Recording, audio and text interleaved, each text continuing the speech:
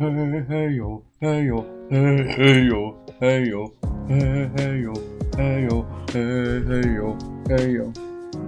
Guys, it's been a long time waiting.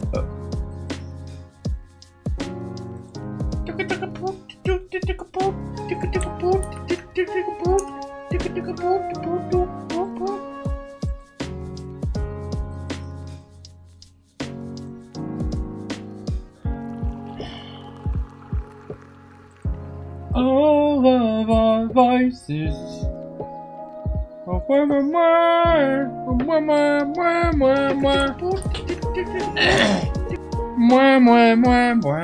What a baked brum ham, twist lock.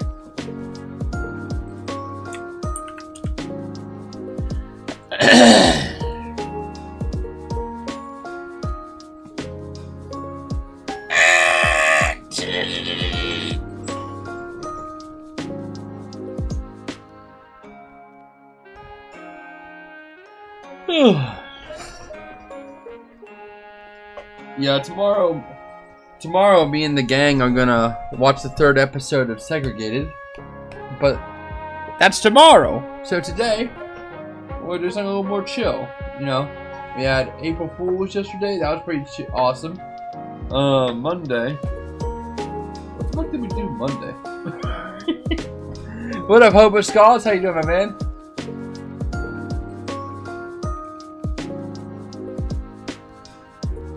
I think it was Temu stuff on Monday.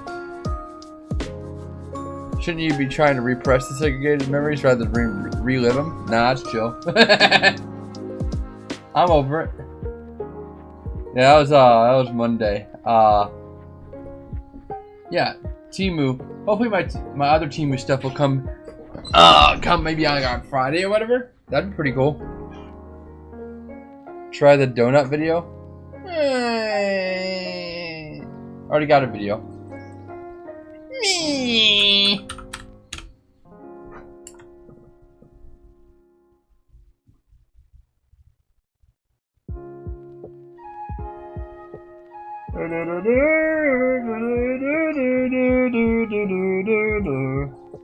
Yeah, it looks like my team of stuff is still in Georgia, so it should be here by Friday. I hope so.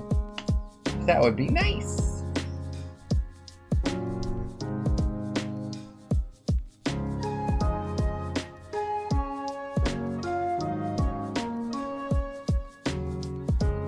Why Blitzy Man should just post an earthworm? What does that mean? What does it mean?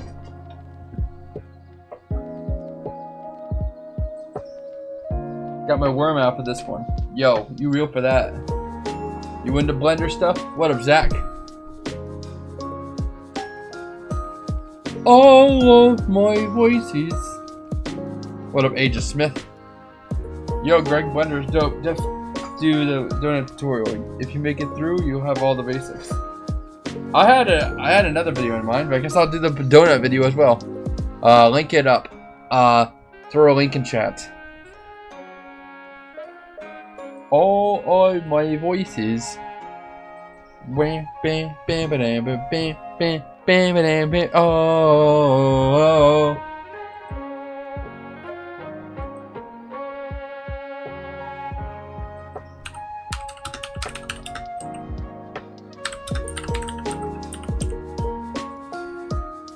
Donut your rites of passage. Yeah, I'm just trying to get good at 3D stuff so that I can help in my game more, because I'm not a 3D artist, but hey, I could probably figure it out.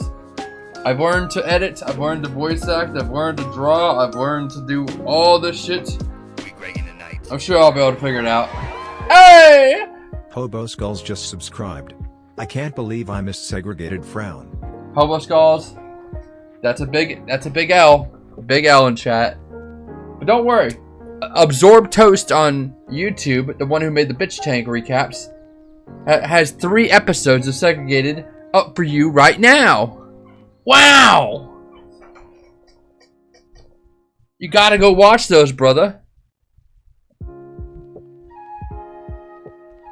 And if you close your eyes...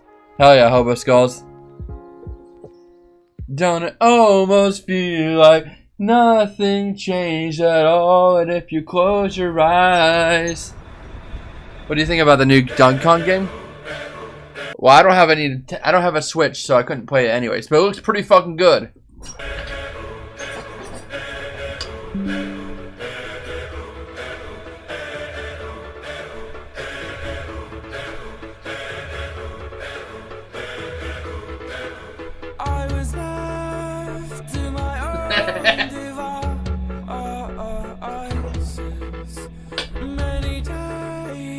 Oh hell yeah, XN. Drop me a link.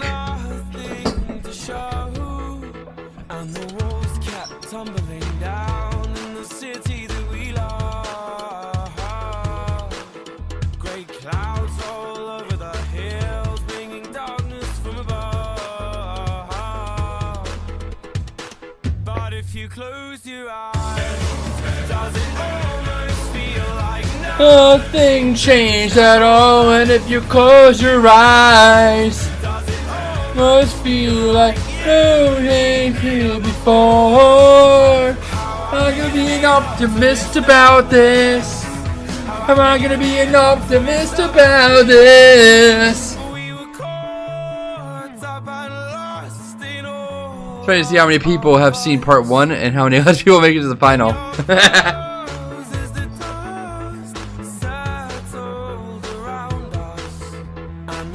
What's Revit? What is Revit, Kent?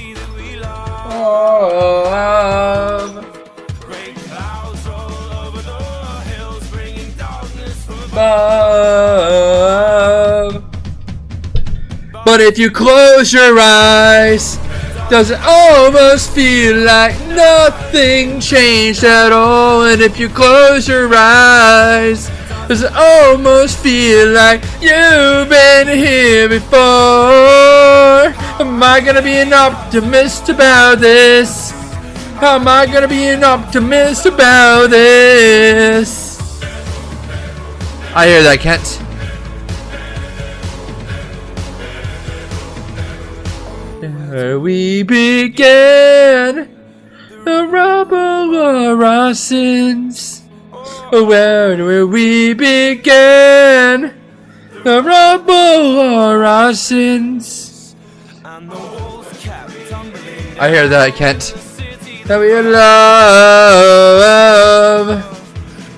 Clouds all over the hills, bringing darkness from above. But if you close your eyes, does it almost feel like nothing changed at all? And if you close your eyes, you almost feel like you've been here before. How am I gonna be an optimist about this? How am I gonna be an optimist about this? And close your eyes.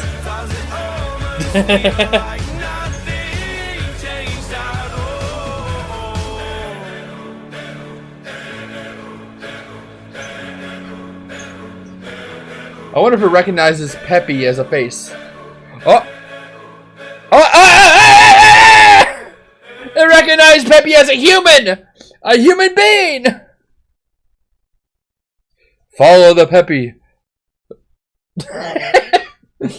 It recognizes him as a mortal. Let's get this donut thing going, guys. Yeah. Link me the donut video. I see a donut video from Blender Guru. Is that him?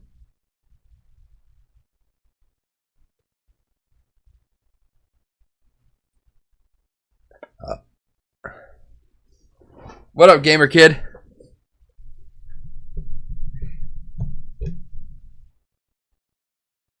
I need to learn how to make something epic and cool.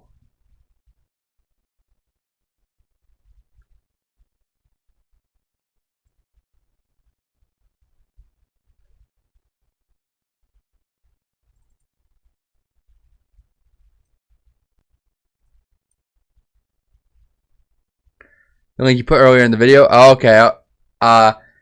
It must have got rid of it because YouTube's an asshole like that.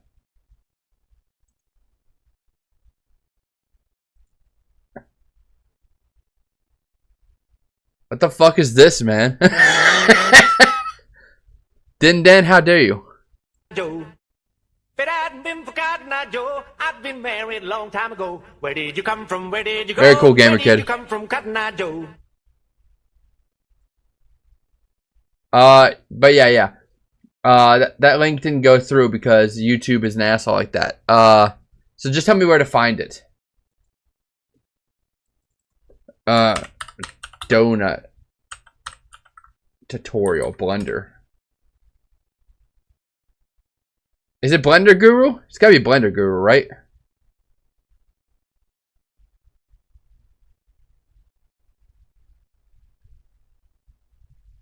What up, Ozm?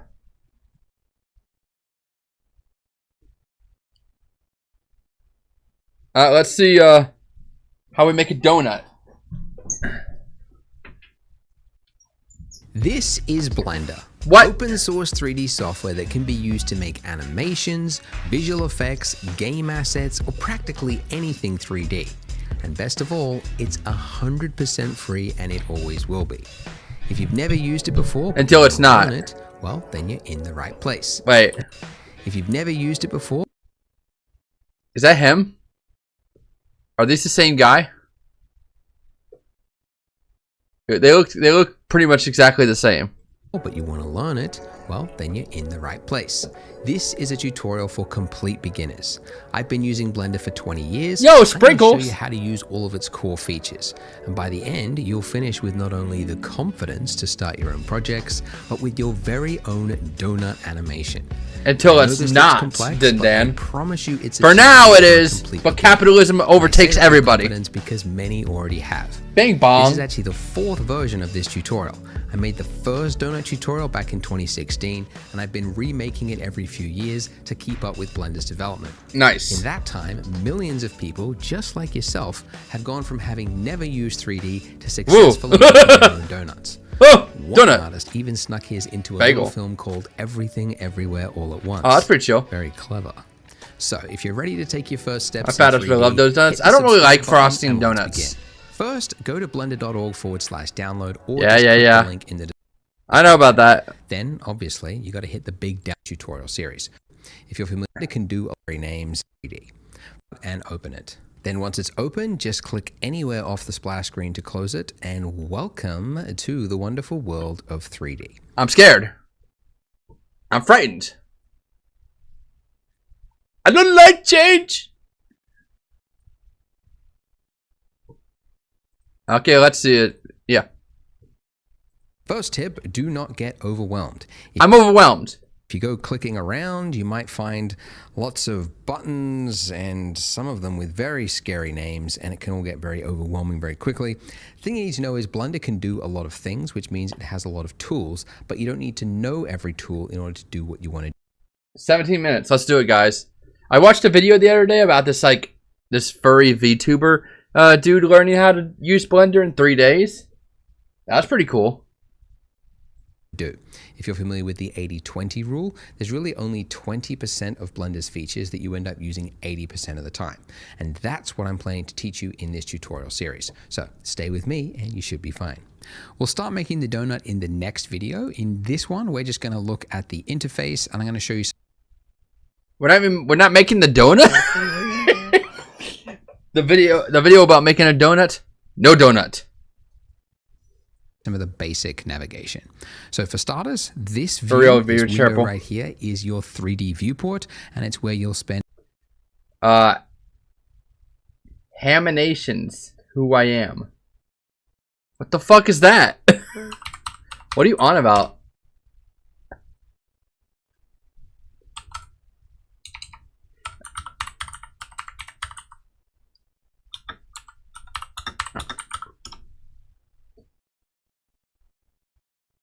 No, I'm not watching that.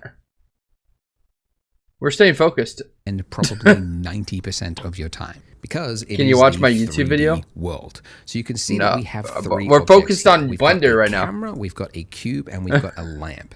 And when we click on it, you can see it's selected because it has the yellow outline. So let's delete the default cube, of course, and I guess we're going into the. this is Blender. Wow. Open source 3D software that can be used.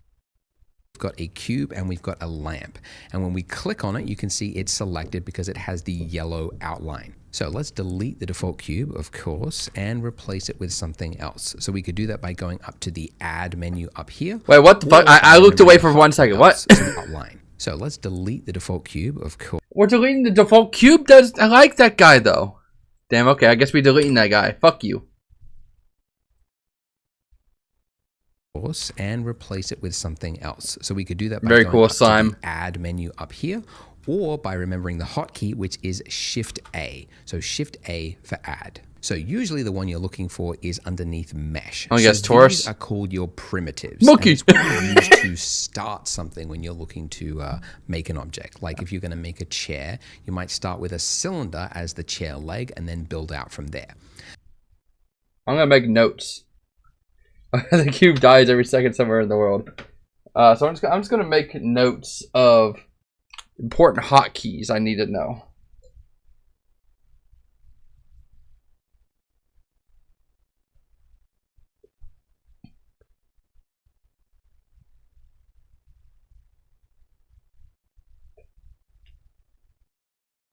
Are you still posting off-brand Mr. Beast? Bro, that shit's been dead for like 3 years. But the one I'm sure you're all very curious, you want to click it, it's the monkey. So let's Monkey! just click the monkey. Why does Blender have a monkey? Well, fun fact. every Why 3D not? Software has its own. Bro, you're thinking too inside the box. The answer is not why monkey. The answer is why not monkey. Little random complex object because it's useful That's to cool, test Simon. things like shaders or complexities of scenes. So 3ds Max has the Utah teapot, Houdini has the toy, and I think Pig's Head. Blender has the monkey. Monkey. And That it's actually shit. called the Suzanne. That shit looks exactly like the monkey from Dexter's Laboratory.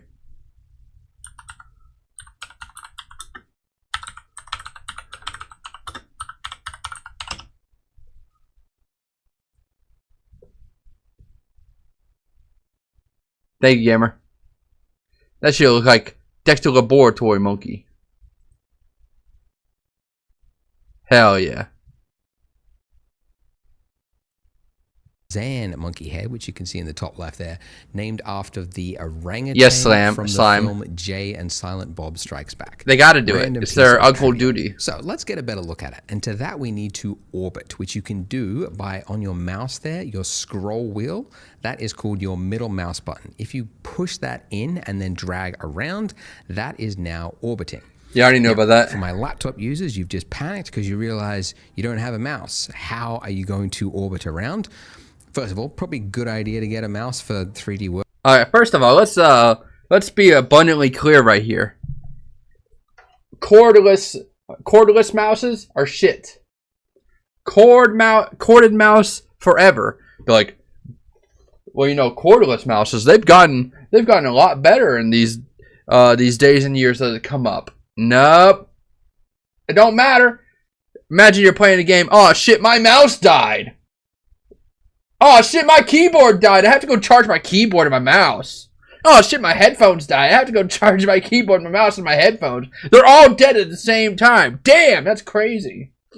Or if you're slightly out of range or something's in the way, you're like, oh man, I lost connectivity to my keyboard, my mouse, and my headphones. I lost connectivity to my toilet. Now I can't flush the toilet. Yeah, bro. Nah. I've had a couple cordless mouses in my life, and they're never helpful. It will come in handy, but in a pinch you can get by without it just by up here in the top right hand corner this little gray circle anywhere in the gray section. Oh no, my There's a left wire click broke. How drag about on that? That will do the exact. Well, you see, Plant Mouth, a corded mouse is cheap as fuck. Oh no, I have to buy another $5 mouse? What will I do? And also, what are you doing to break your wire? If you're breaking your wire, then you're already You're already not working out, bro. Exact same thing. Yeah. Hello, mama.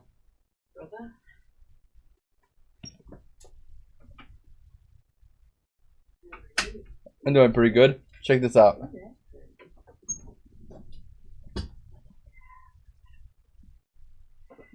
It doesn't know what to do. Put your face in the screen. It doesn't know what to do. I can't get no closer to you. Oh God, don't do that. Never do that again. That was horrifying even to me.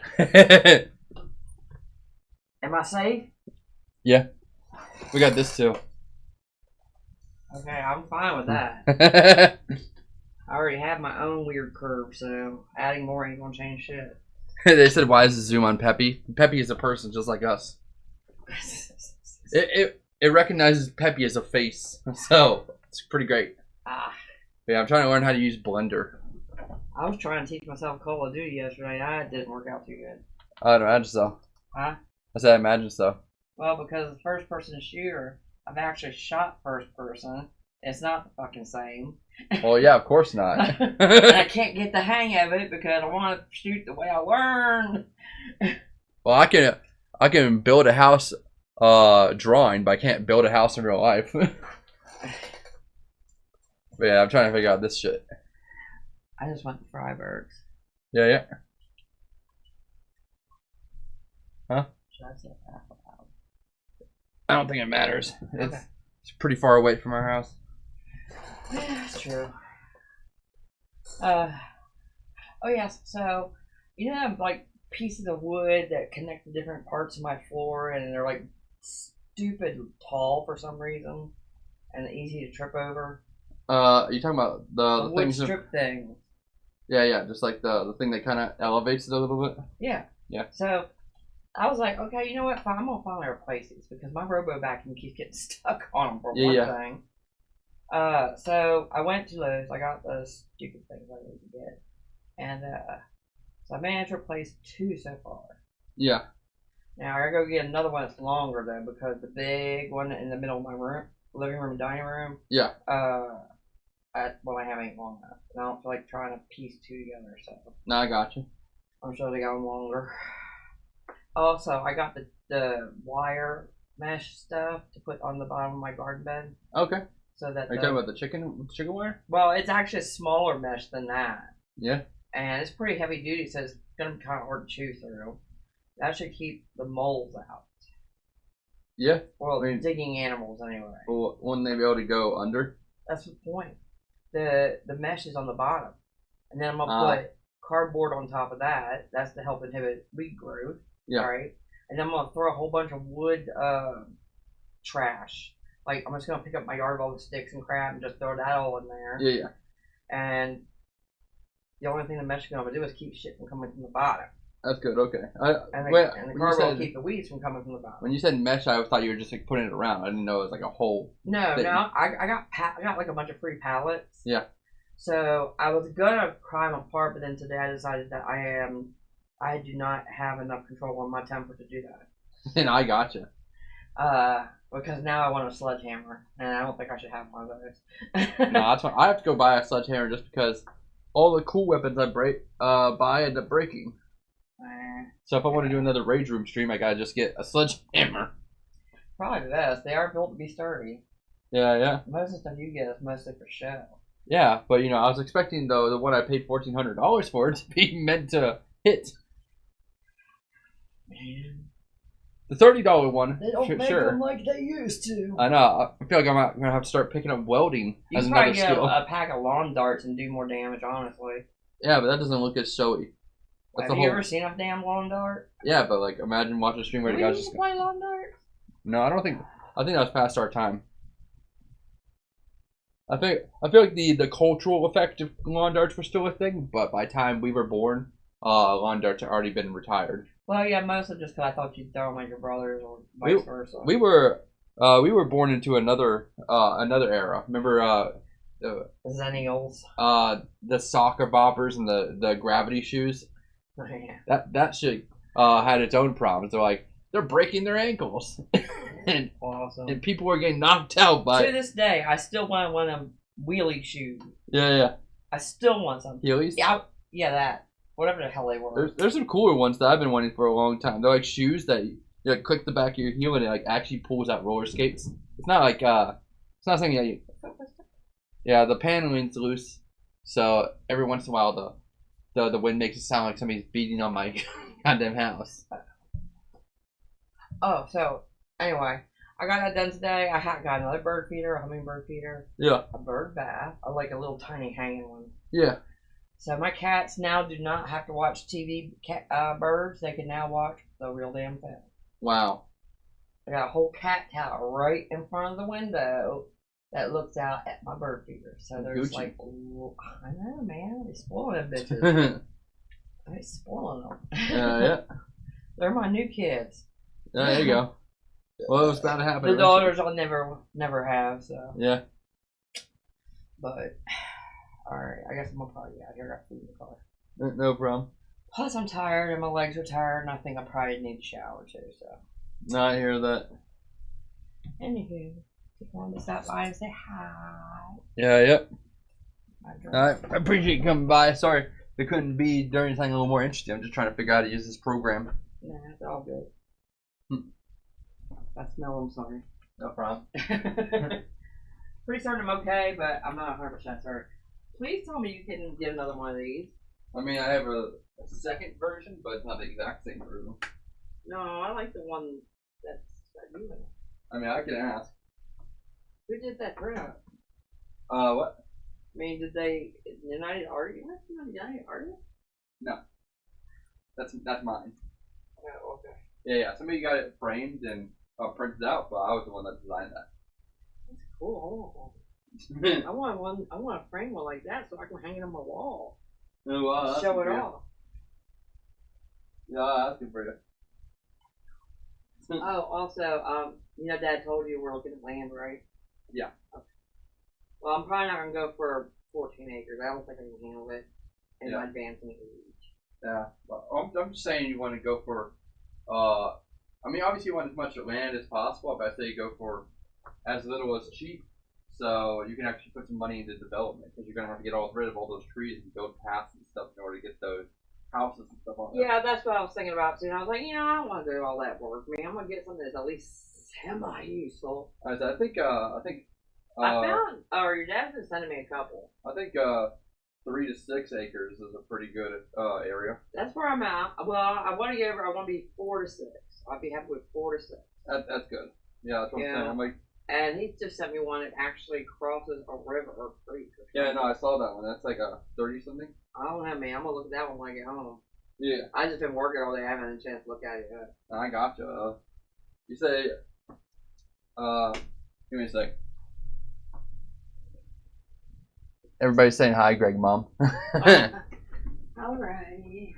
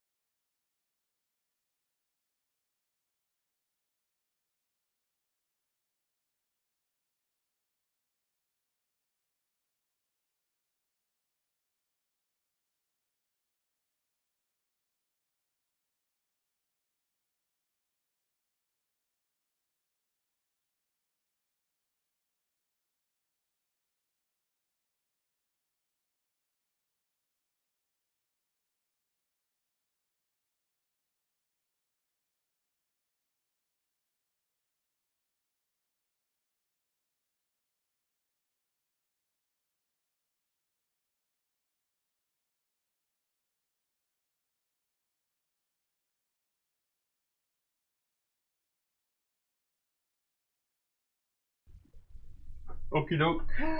Oh, so yeah, it cost me like $1,000 for the struts, the alignment. Plus, I bought 4 tires. Oh, yeah, that's the other thing. So, I forgot to tell you this. I bought the tires on Friday. Okay. And I was like, oh, I'll go to my friends and then I'll come back and then I'll get them the day before I take the car in, right? Yeah. So I go to pick them up. So apparently I accidentally ordered them to go to where I go to visit every couple weeks. Yeah. Okay. So I'm like, oh shit. Like they're in another state. Oh, they're in another state? Yeah, Like where, what? where I go up north every couple weeks. You bought your thing. You got it sent to Maryland? Yeah, accidentally because Oh. when the last time I was up there, I had opened the Walmart app and didn't think about the fact it would location ping. Oof. Yeah, so that's where it was last located at. And when I ordered tires, I didn't check that because I didn't think about it. So what I had to do is cancel the order. Thank goodness they had 4 the exact same tires, same price and everything in stock. So I just bought 4 more. I'm just waiting for the refund from the other ones. So did you like do it immediately, or was it basically already delivered by the time you figured it out? But no, this was like I ordered these Friday.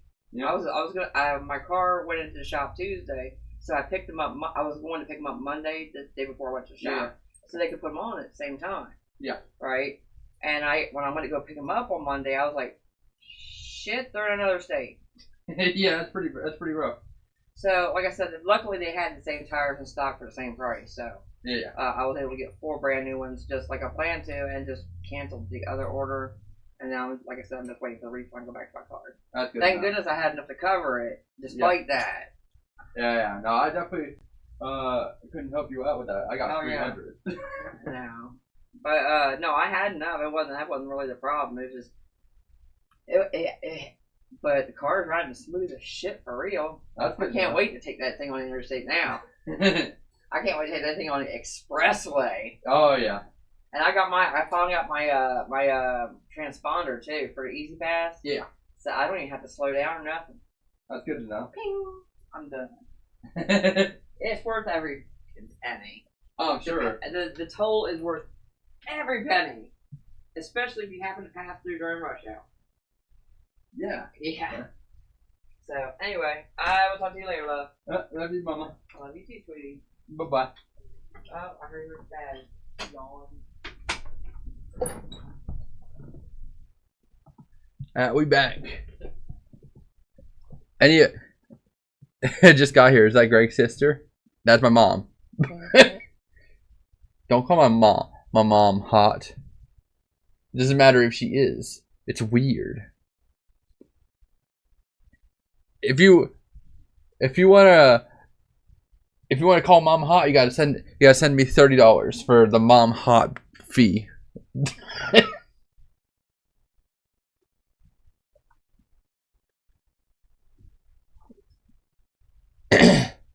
Now time to get back on track. Or if you want, you can go to Edit Preferences. Jeez, happened immediately, huh? Diet Boy Beef just subscribed. Thank you for the sub, my boy. Thank you for the freaking sub, Diet Boy Beef. Is he single? Yeah, that's right. You better correct yourself. And I will say no answer on that. Preferences, and then underneath input, there's emulate. That's 3 like button Craig's mouse. mom in And that Blender. means that if you hold down Alt and then left click drag, that will do the exact same thing. Also, whilst you are in user preferences, you might want to go to interface and you've got resolution scale. If you're on a 4K monitor, you might find that your menus and buttons are really small and you kind of have to like squint in to see it. So personally, I like to keep my 4K. Well, that's kind of fire. I mean, yeah, it could be bigger. It could be bigger. That's what they say.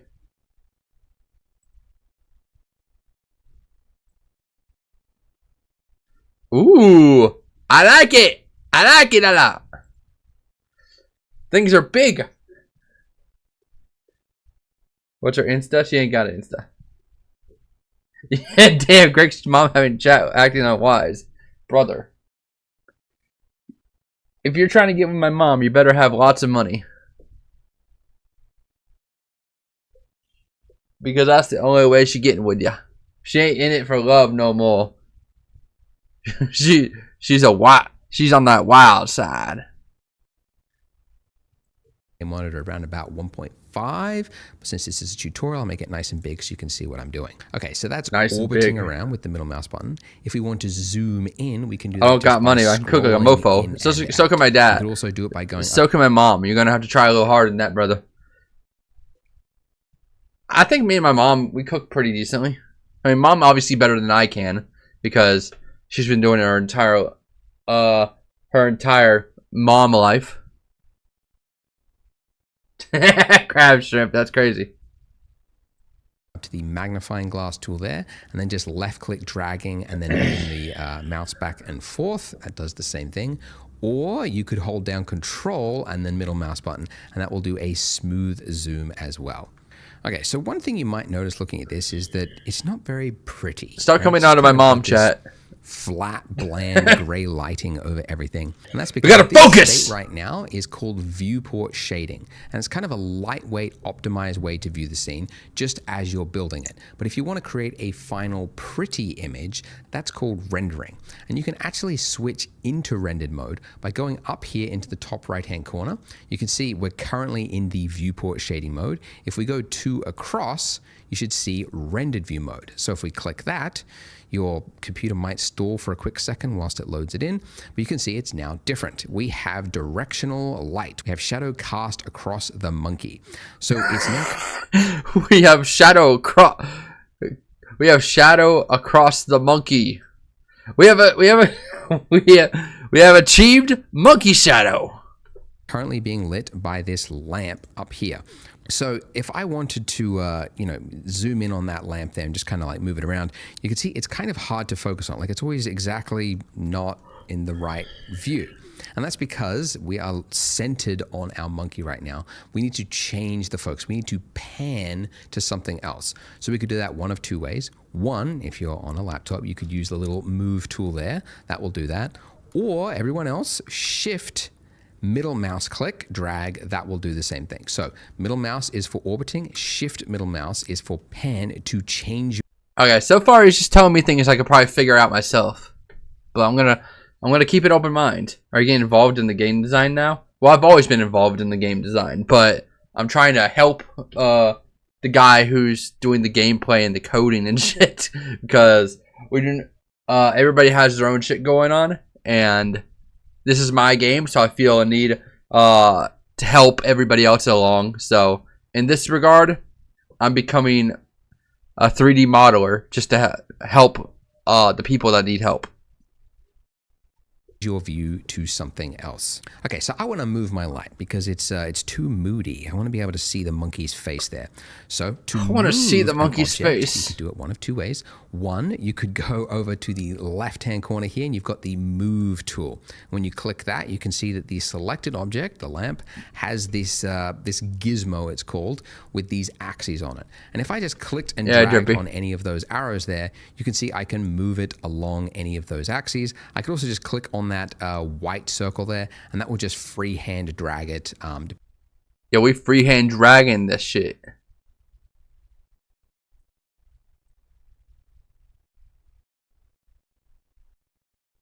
We're dragging that shit.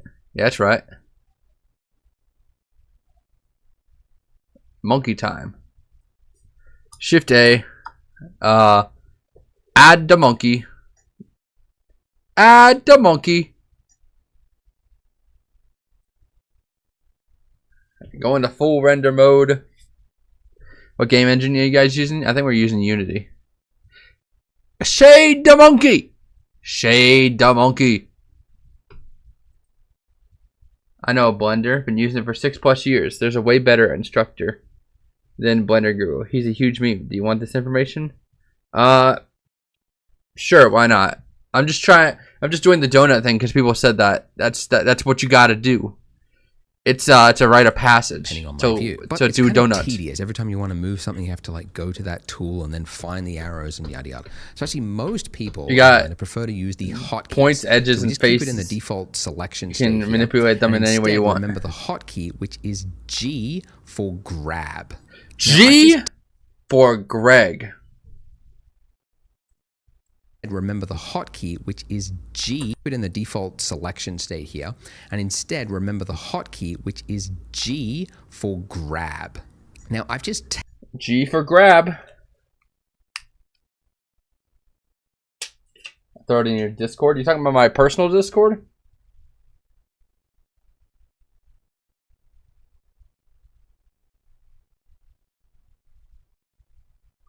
Because I don't have a Discord, son.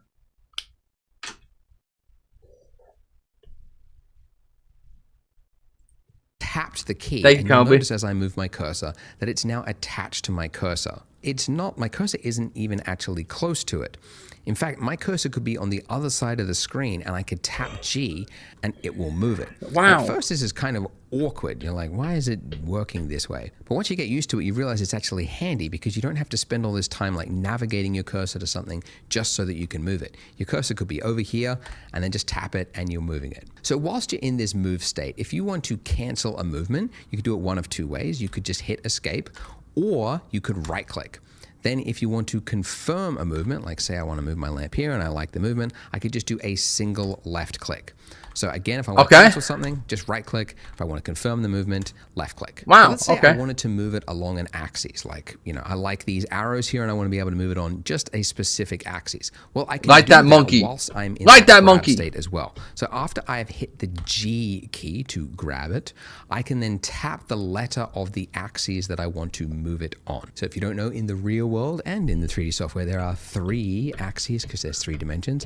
There's the X axis, which I can move it by hitting the I hear X that, key. Drippy. The I don't play Y Magic the axis Gathering, to move though. it back and forth along the Y axis with the Y key, or the Z axis to move it up and down on the Z axis. So you can remember those letters. If the nothing X, is Y, selected, and everything is Z. actually selected. The method that I actually prefer to use is whilst you're in that G state, if you just hold down the middle mouse button and then pull out, you can see you get this like gray line that pulls out from the center. And then if you just drag out and move around, it will snap it to the nearest axes, which again is maybe an odd way to work, but it's actually really handy because it means you don't have to think of the letter and locate it on your keyboard. I can just tap G to move it and then middle mouse drag out and then just find that exact axes that I'm looking for. And so it's very fast to just Cool. We're having fun here. Yo, look at me. I'm a 3D man. I'm a 3D man. I'm lighting the monkey. Average accent's so fake. No. He's real, man. He's so freaking real. Bro. Restream is lying the fuck to me. It's trying to tell me I have 19 viewers. just quickly move Make the me feel lamp weird. exactly where I want it. By the way, if you're finding it hard to remember all of the keyboard shortcuts that I've mentioned, Thank you, I actually Comby. put together a PDF, a cheat sheet of Blunder's most common Ooh. keys, and you can download that by clicking the link in the description. So you Okay. I hear you, Bing Bong. Where's the hotkeys? Where are they? You lying? There it is. Ooh, nice. That's gonna be helpful. Why are there so many stupid keys, bro? Blender is actually super easy. Why are they there? This shit's looking like a Mortal Kombat fatality list, bro.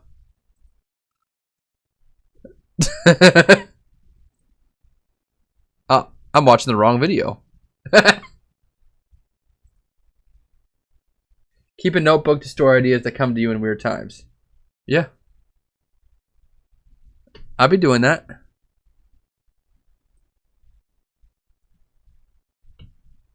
could print it out, or you could just have it on a separate monitor while you work. Also, if you are from another 3D software hiring a package, you might 3D notice artist that too. Blender's Hell yeah. hotkeys are different than what Just you to learn it are like used to. I am. So if you actually Then you go don't to have to rely on anybody. preferences, just for those people that are from other softwares, if you change the key map to industry compatible, you'll find that these shortcuts are probably more in line with what you remember from other software. I'll also put a link to a cheat sheet that is just for the industry compatible key maps that Wow. somebody else put together. I've got nothing to do with it, but I'll put that link there so you can check it out as well. For the rest of this tutorial series, I'm going to use Blender's those hotkeys, just keep that in mind. Now let's say, as I am moving around here, I'm like, oh, this looks really good. I've got some nice... That monkey looked good as fuck, bro. That monkey looked fantastic. I want to take a photo. I want to take a nice, pretty image of this and post it on socials for clout, right?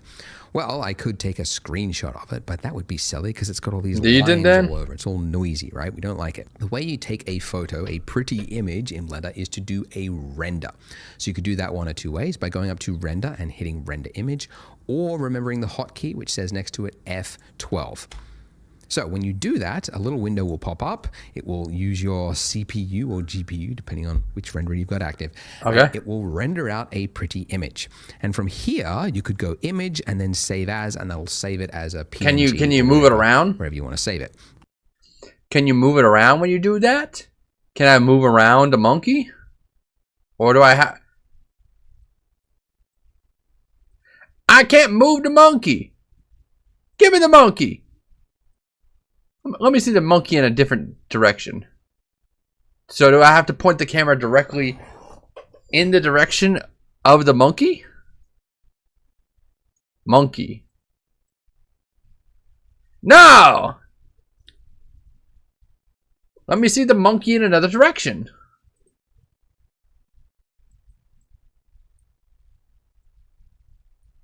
Is it the camera?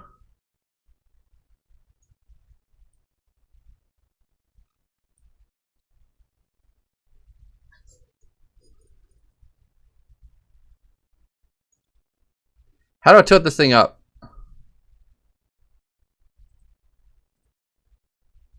Okay, well, my hypothesis was correct, but I don't know how to tilt this shit up.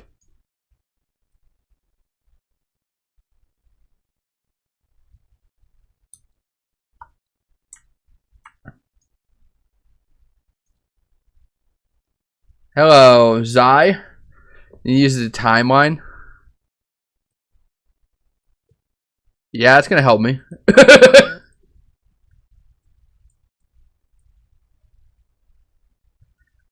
Oh, wait, what's this? Rotate! Rotate! Yes. Aha! I am the smartest man in the world, but we already knew this. Yes, of course. And you said I had to use the timeline to do that shit. Enter monkey mode. Monkey mode. Nothing stopping you, Zermergia. To view through cam. Okay, how would I do that? I mean, this is a timeline, right? This is timeline. So what is timeline? This is timeline.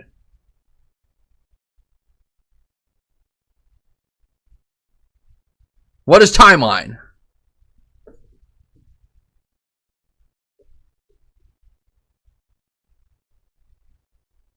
Build a basic ground area beneath it. I don't know what the hell I'm doing, bro. Give me a sec. Numpad 0? I don't got no numpad 0. There was no numpad 0 on this shit.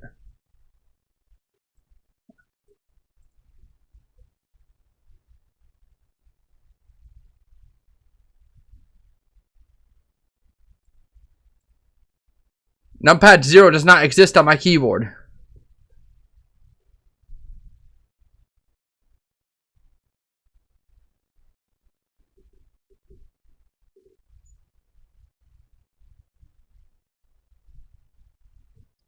You need to download more RAM. Yeah, probably. Go to view.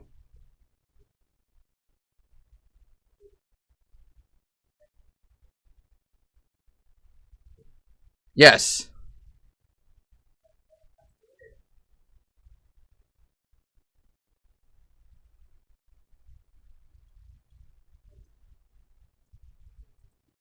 Something's happening here. I can't see my monkey though. My monkey has disappeared.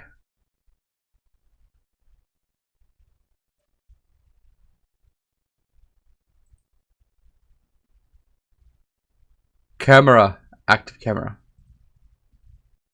Where'd the monkey go? Where's the frickin' monkey? My monkey has disappeared.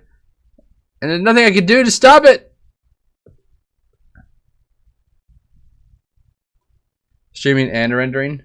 I don't plan to render. I'm just trying to figure out how the thing works. What up, Chill Bill? I must leave. I must leave camera mode. Let me go.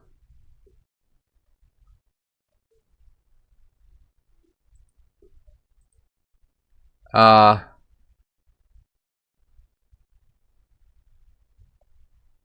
do I... Thank you for the sub, Rich Evans. Rich_Evans just subscribed.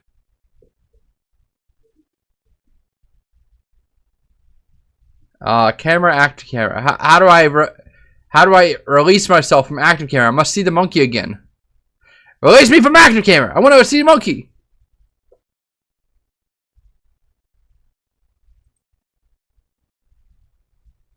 I watched your VOD for the Temu thing, and while you were wearing the veneer, I nearly died laughing. Goddamn, I was crying. Hell yeah, Molt. Shift and tilde. That didn't do shit. Ah!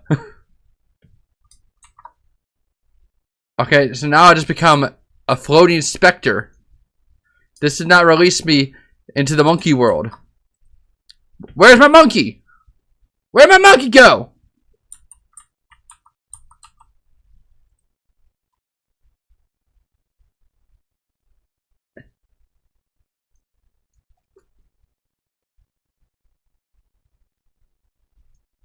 You lost me my monkey, and I will never forgive you for this.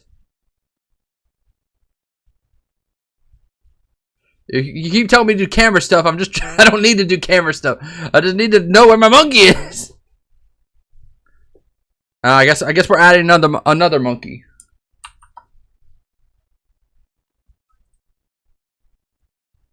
My monkey has returned.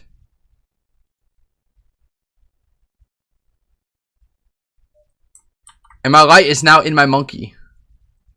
Where'd my light go? I think my light is in my monkey. New. It's all been fucked.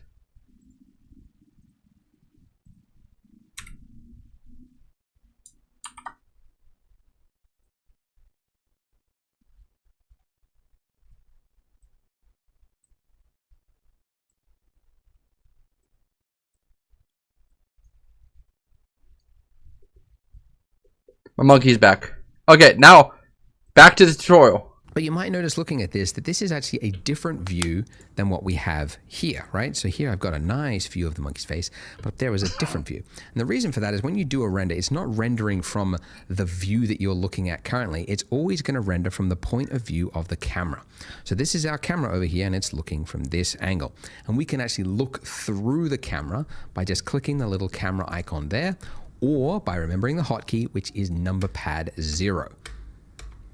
So how do we move the camera? Well, Blender's a little awkward, maybe a little different to other software packages, but you're supposed to like hit G to move it, and then like middle mouse to zoom in and out. And then if you want to like move it along an axis, I guess G and then X. You could do that, but actually what a lot of users prefer, especially those from other software packages, is if you've got your camera selected, which by the way, I haven't mentioned this, but up here, this is your outliner. It's kind of an inventory of every item that you've got in your scene. Okay, so with the camera there selected, if I hit N, N is to bring up the properties, N for properties for whatever reason, and then go to view. There's a little box there that just says lock to camera to view.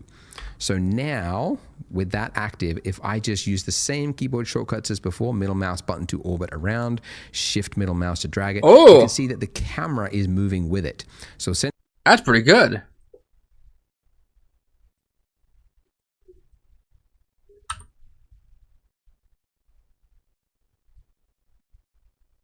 Wow, I don't know what I'm doing. Okay, N. That didn't do anything. Was it N something else? And something else? Essentially, shift if to camera to view, N for property. If I hit N, okay, so with the camera there selected, if I hit N is to bring up the properties. N for property. End. Not N. End.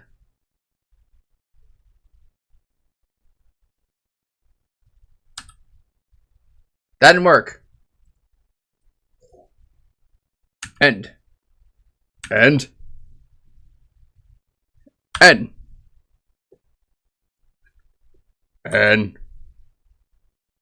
For the love of God, use a number pad. There is no number pad! I've told you this!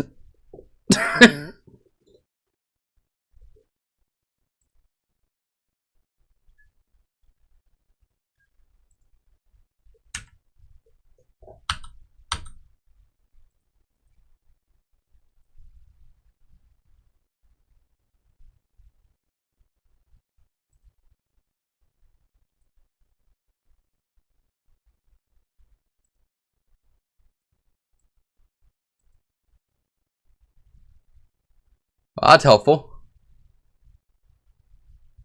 Is there options that make it so I don't have to use the numpad? Because that's not happening, because this has no numpad. You click the orange square too.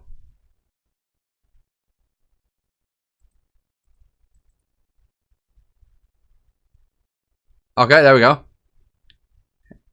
N. N.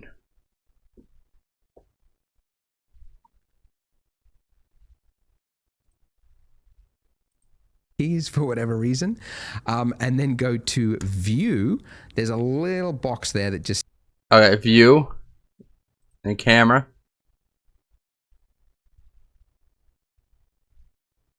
That is not view. Where is view?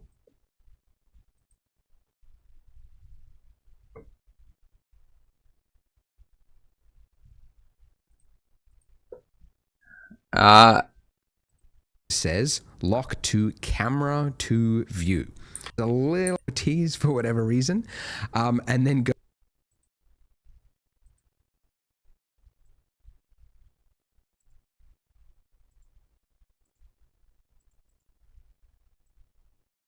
I hate this shit.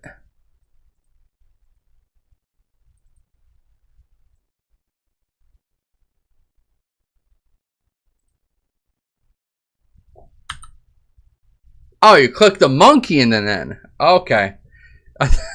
You don't... Okay. I didn't know you had to click something to do it. There we go. Now we're working with gasoline.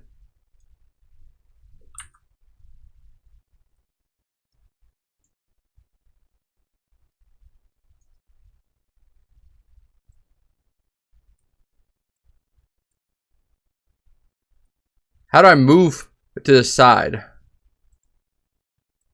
There it is. Monkey!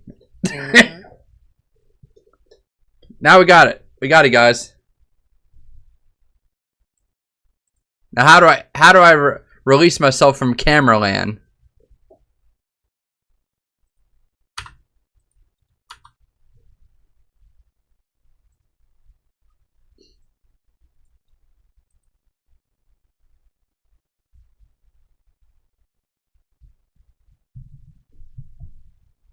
Creating models for your new video game? I'm just trying to learn.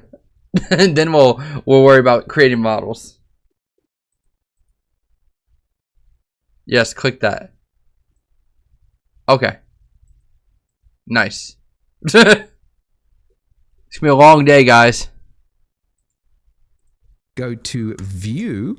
There's a little now with that active. If I just use the same keyboard shortcuts as before, middle mouse button to orbit around, shift middle mouse to drag it, you can see that the camera is moving with it. So essentially the view, I can set it up exactly as I want, then hit N again, and then I can disable that. And then now as I pull out, you can see that the camera will stay exactly where it was. And I could do a lovely, pretty render. But this is too simple. If we post this on the internet, people are bound to make fun of us. Imagine that. Well, we could give it some color, right? So with our monkey head selected, we can go over to here to the properties. So this properties section is where you might spend the other, I don't know, another 5 to 8%, I don't know, getting too exact there. You might spend another 5% of your time in this section, but it's where all of the properties for things are in Blender. So for example, you've got like the render properties, like the size of the image that you're saving something as is defined there. And some of these properties will stay here no matter what is selected, but others are selection dependent. So you can see actually, if I click the camera there, you can see I get a little camera tab at the bottom there. But if I select my monkey, you'll see the camera tab disappears. if I select my I have monkey, some other ones that appear. So one that we might want to change is underneath material, and this will enable us to add a material. Okay, we're adding material to monkey. Material monkey, material girl. Change the color to something else, essentially. So underneath here, where it's got new, I'm just going to hit new. And then you've got a bunch of options, very confusing. Ooh, IOR, subsurface. Again, don't worry about it. We'll get to all of that later on. The one that defines the color is the base color. So if I do a single left click on that white box there, I can then change this color to whatever I want. I could Rainbow monkey. make it Rainbow monkey time, guys. Freaking rainbow monkey. Base color. Oh, okay. Was Rainbow Monkey too powerful?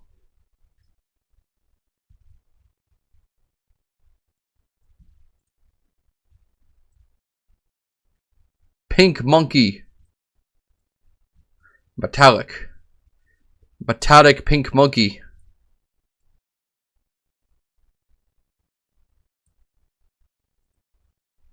That's for nodes? Well, I'm not a node. I consider myself more of a geek than a node. odd, creepy, skin-toned monkey head, right? Like that. And do a render. Okay, so hey, all right, it's better, but still it's too simple. I think people will think we haven't put enough effort into this masterpiece. So let's add What would another we do? object. Let's give the monkey a hat. So if What? we want to add another object, how do we do it? Well, we could go to the add menu, like I mentioned before, or the hotkey Shift A. So what sort of hat do we want to add? We could do a boxy hat. Let's do a party hat with a cone.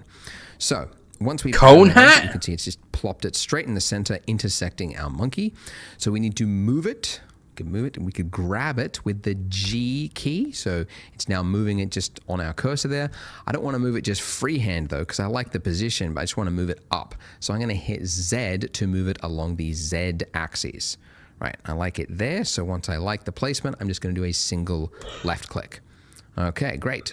But Yo, he wearing that shit though. KKK monkey. Need to learn another tool, which is scale. So we could go to the scale tool there, and then we get this familiar little act. Okay, put the monkey. Put the hat on the monkey. Gotta put this hat on the monkey, guys.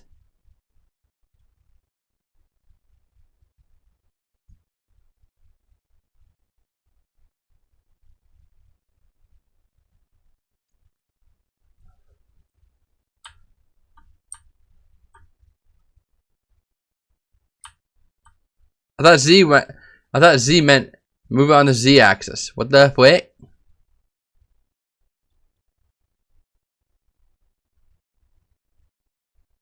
Alright, scale. A little hat for the little monkey. A little monkey hat. Yo! I want to center your monkey first. He did not teach me how to do that, so that's not what we're doing. I'm putting the hat on the monkey.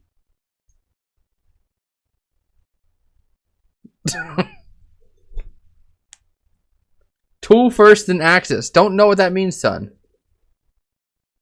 That means nothing to me. Tool first and axis.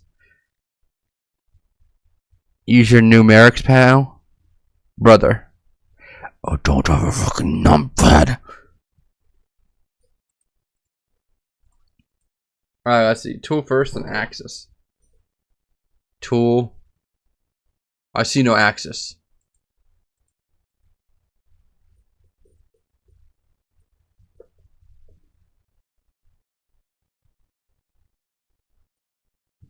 We put the hat on the monkey.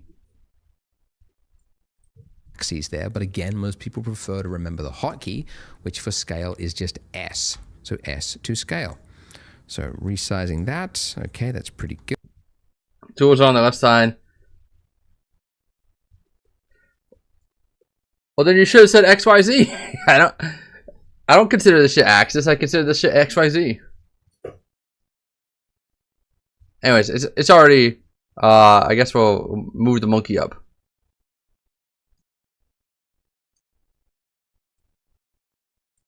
I'm still on scale. Oopsie daisy. Monkey. Monkey.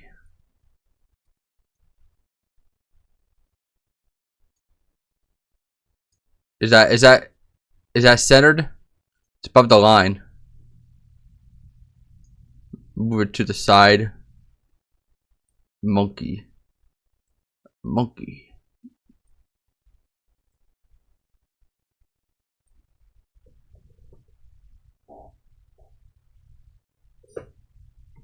So what, just 0?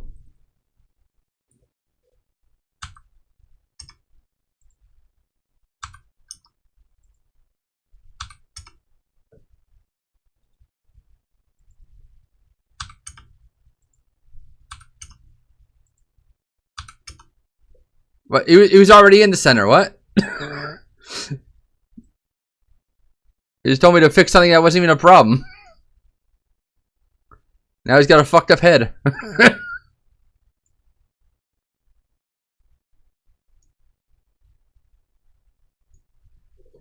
Oh, see, it's a little off.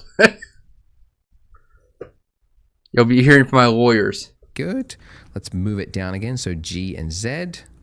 Okay. All right. But yeah, let's say we want to make it a little taller. Okay. So we could scale it along just the Z axis. So S and then Z. Whoops. S, Z, there we go. And it's now making it a tall party hat. Scale it down. There we go. That man is a Look at KKK that. member. Very bland party if it's gray though. So let's give it another material. An exciting color. A vibrant aqua color. Why not? Aqua? Give that a render by hitting F12. Okay. Camera is in the wrong position. So let's go to camera view mode with number pad 0. I'm going to select my camera. And rather than dabbling with that little thing I had before, I'm going to hit G and then middle mouse, just tap it once. As I said, it's a little awkward, Blender's the way it handles with the camera. But anyway, just move that out and then... Looks like one of the Gorillaz monkeys. I actually see that. Rotate it. All right. So I'm going to rotate. So with the camera selected, tap R, then middle mouse, and it's now kind of like freehand rotating around. So I'll just move it up slightly. There we go. Okay. This is just a fool around session, so don't worry if you're making mistakes. We'll get to actual practical building stuff in the next part. I'm just trying to find ways to throw in these like fundamental tools. Rotate, right? The monkey's head is just, he needs to look dead on at the camera and currently he's off. Ah, what an excuse to use the rotate tool. So you could enable the rotate tool, right? The familiar axes there. You could click and rotate around like that. Again, most people prefer to remember the hotkey, which is R to rotate. Right, so it's now just freehand rotating on my cursor. Remember the axes, as I mentioned before, can be used for any mode. So the X axis will rotate it back and forth. The Y axis, tilt it, or Z, there we go, to turn it towards the camera. Just a little bit, right? And there you go, F12. And we've done it. Let's save it. Let's upload it to ArtStation and then just wait for the recruiters, essentially. All right, let's start a new scene so that we can get ready for part 2 where we're going to actually... Okay. This is a whole lot of something, man.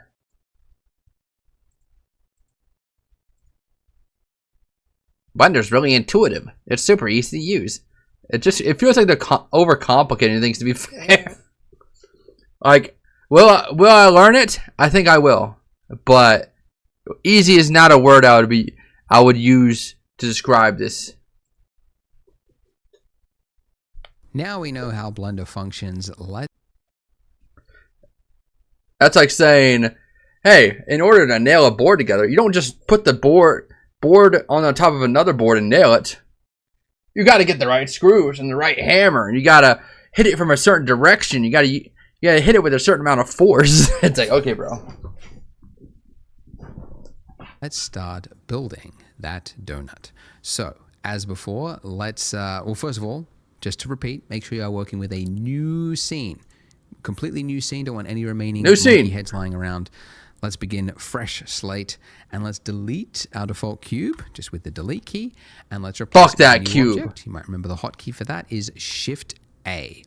And as I mentioned before, Shift A, add donut. Fuck you, bitch. We add the donut. Damn, that's an onion ring, bro. That ain't no donut. That's a damn onion ring. And now remember, we must make sure that it is centered.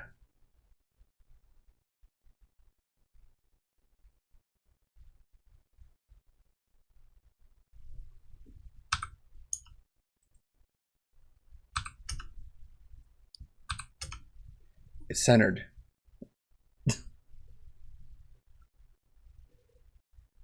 Yeah, this guy is doing 3D modeling, but can he impersonate the living guard at a professional level? I think not! Nice. you didn't dance stamp of approval underneath mesh because these are your primitives. So we want to start with primitives. Okay, bro, let's not get racist. Building, you know, if it was a house, you might start with a cube. If it was a vase, you might start with a cylinder. In our case, we want the donut-shaped one, although mathematicians call it a torus for some reason. So let's add that. Now, if I zoom in by scrolling up, we can see we have something resembling a donut. It looks like a pretty weak-looking donut, you know, flimsy. That's fair. Like the donut before it's cooked, when they just drop it into the vat, and it's just this little wispy thing. So immediately after you do some actions in Blender, you have options to change it. And the options are hidden down here in the bottom left-hand corner. You see a little box, and if you click that box, you see options. And look, we can change the dimensions of our torus. Now, something to note is that these options in Blender only appear immediately after you have done that action. If you do another action, like say deselect your torus by mistake, it's gone, right? What? Because Blender has assumed you have moved on. You've accepted. How dare Blender assume I moved on? I never move on. I hold on to everything like a vat of disgustingness. And also, why is it... Where my thing is not showing up? Where did it go? He told me it would be here. He lied. He lied to me. Deselect course, and the option after you this little flimsy something, although mathematicians call it a torus for some reason. So let's add that. Now, if I zoom in by scrolling up, we can see we have. Delete it, make a new one. But why? Man, I just made that shit. See, now it shows up. Okay, bro. I get what you're going for. You're being a bitch. It doesn't like the fact that I'm centering it. That's what's up. Yeah, see, as soon as I center it, it says no, no, no. You approved it. All I did was change the area where it appeared. See, it's off center. It's there.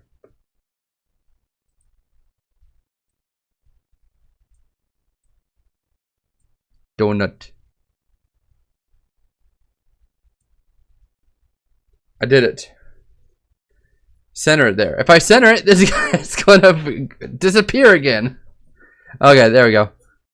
Center it from here.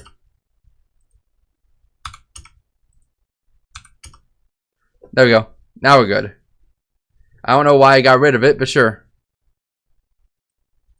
We have something resembling a dog? donut. Looks like a pretty weak looking donut, you know, very flimsy. Looks like the donut before it's cooked when they just drop it into the vat and it's just this little wispy thing. So immediately the options, and these options in Blender only appear immediately after you have done that action. If you do another action, like say deselect your torus by mistake, These nuts. it's gone, right? Because Blender has assumed you have moved on. You've accepted the state of your donut, and this is the one you want, right? Yeah, it was. Now, if you haven't done anything drastic or changed this object in some severe way, you can temporarily bring it back by hitting F9. I never actually remember that hotkey. I just remember that immediately after I have added an object, if I want to tweak it, now's my chance before I move on to something else. Okay, so we could change, you know, the size of it here. F9. He's teaching you how to make a donut. That is correct.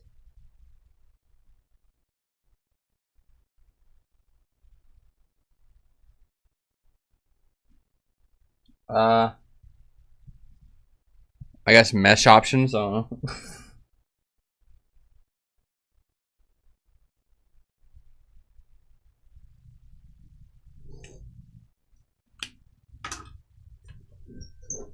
This guy's really fixated on this donut joke. We can also change the resolution. I'll use the term resolution loosely. Yo! To make it higher or lower fidelity.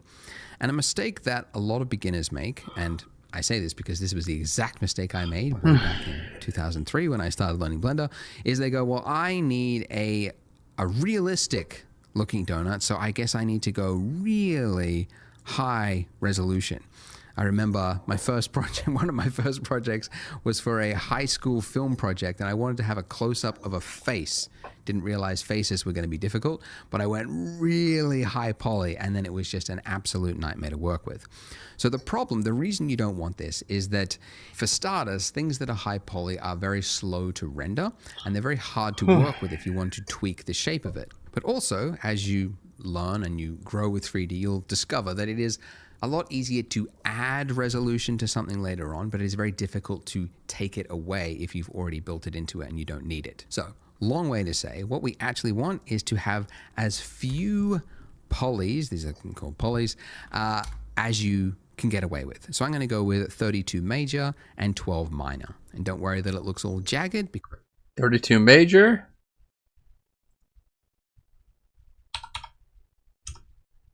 Wow. Because we will fix that in a moment. Now, the major and minor, this is really up to you, but I find that something that looks kind of chunky, like a fat donut, just looks really delicious. So I'm going with something around about this size, okay? And once I'm happy with this, once I'm ready to click God, off, I wish Paint 3D worked the options are for gone, Unity. and this is it. This is the donut that I am now working with. So how do we make this look For real, PM. higher resolution, less jagged?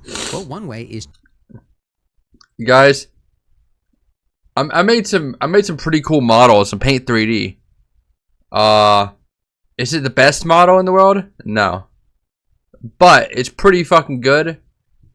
But I can't use it because Paint 3D doesn't like to work with Unity. So I can't use these cool ass models I made with 1/10 of the headache. I'm so sad. I wanted to make all my assets from Paint 3D. It was so easy. to use smooth shading. So if you right click with your object selected, Unless somebody you do knows how to. shade smooth. And look at that. This is immediately better.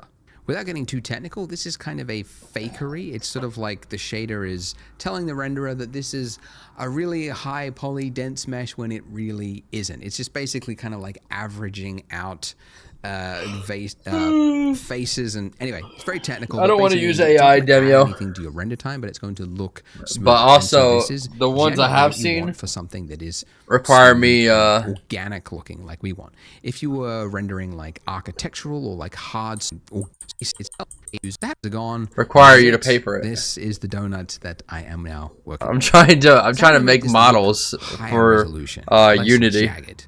Well, one way is to use smooth shading. So if you right click with your object selected, go to Shade Smooth. And look at that. This is immediately better. Wow. You gotta make it smooth. How do you open it? Without getting too smooth. So if you right click with your object selected, go to Right click off of it. Right click. I'm right clicking. How do you do?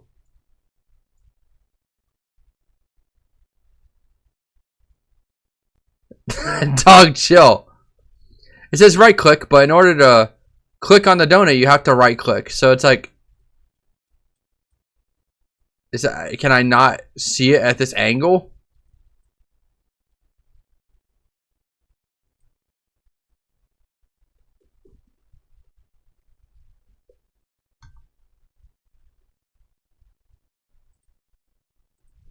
use smooth shading. So if you resolution, less jagged. Well, one way is to use smooth shading. So if you right click with your object selected, go to Shade Smooth. And look at that. This is immediately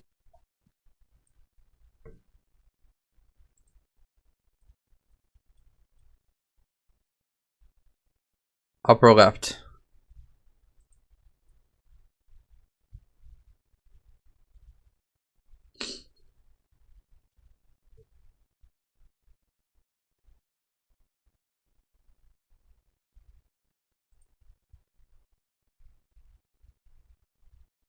Oh, I found it. It didn't let me right click, but I found it. Yeah.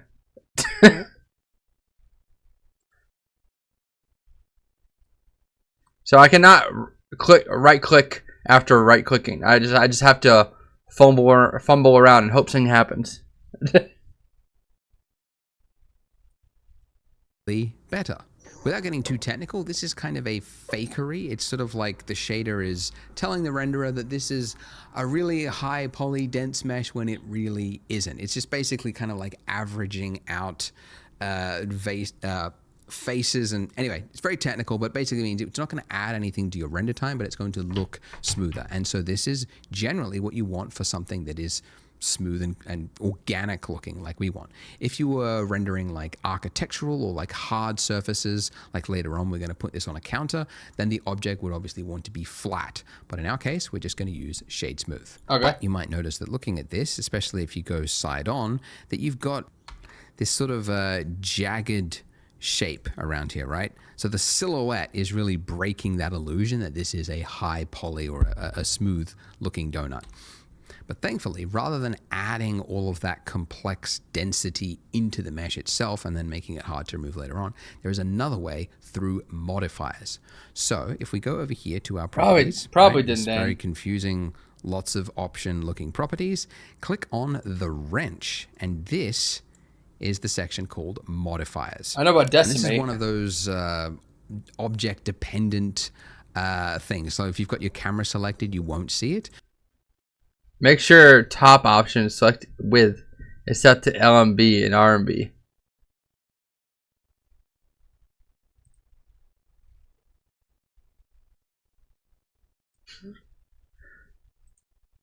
Or this shit's so shit's so rough. Key map.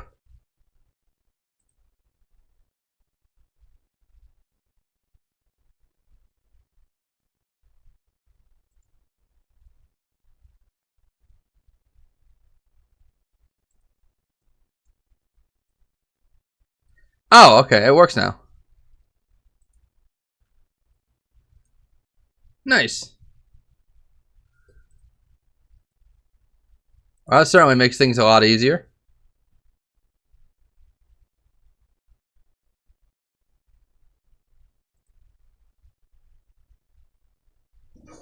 Learn Blender and then get into graphic design.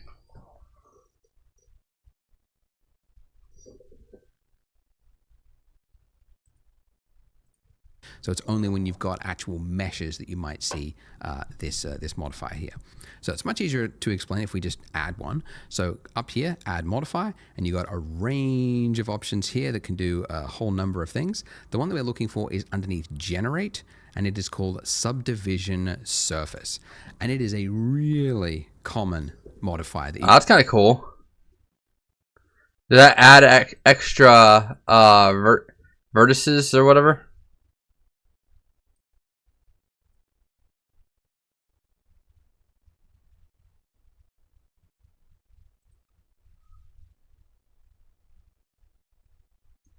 Yeah!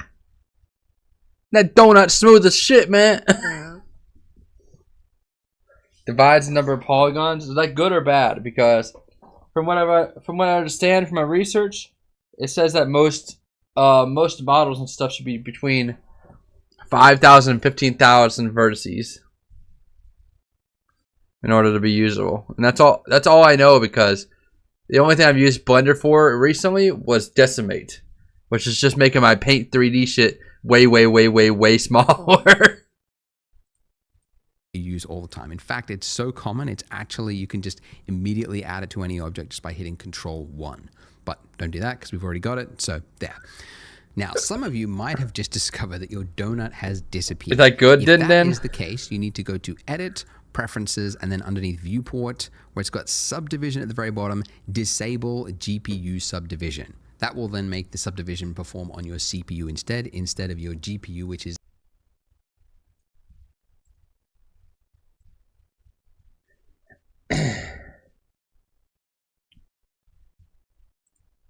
Well, I've immediately forgot what I'm doing.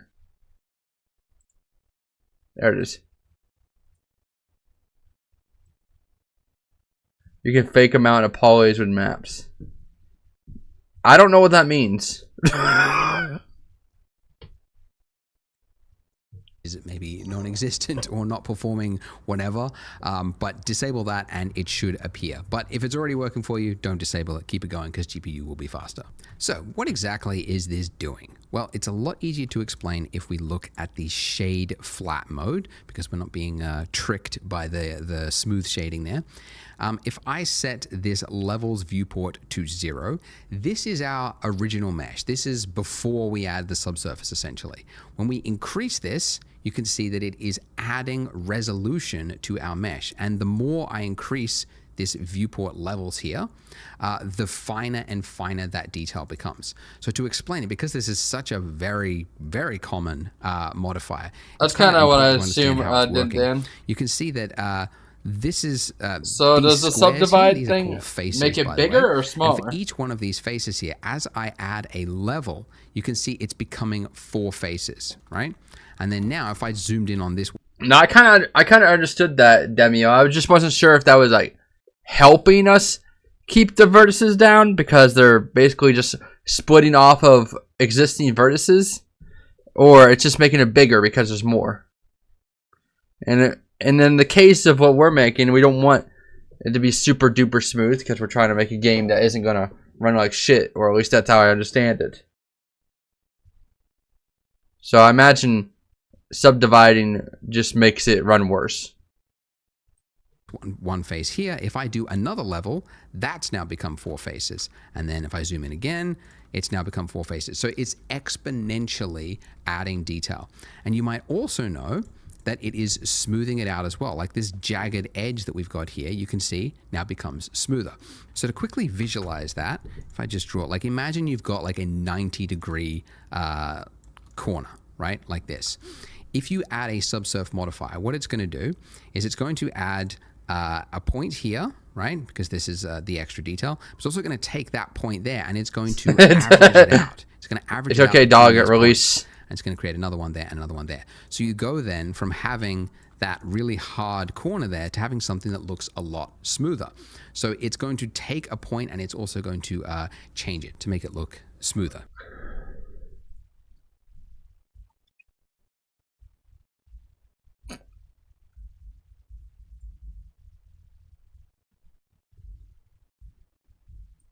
Shade flat. I think that's enough for me. I think that's decent enough. You know, we're going for kind of like a PlayStation 1 inspired game, so I don't think we need too much.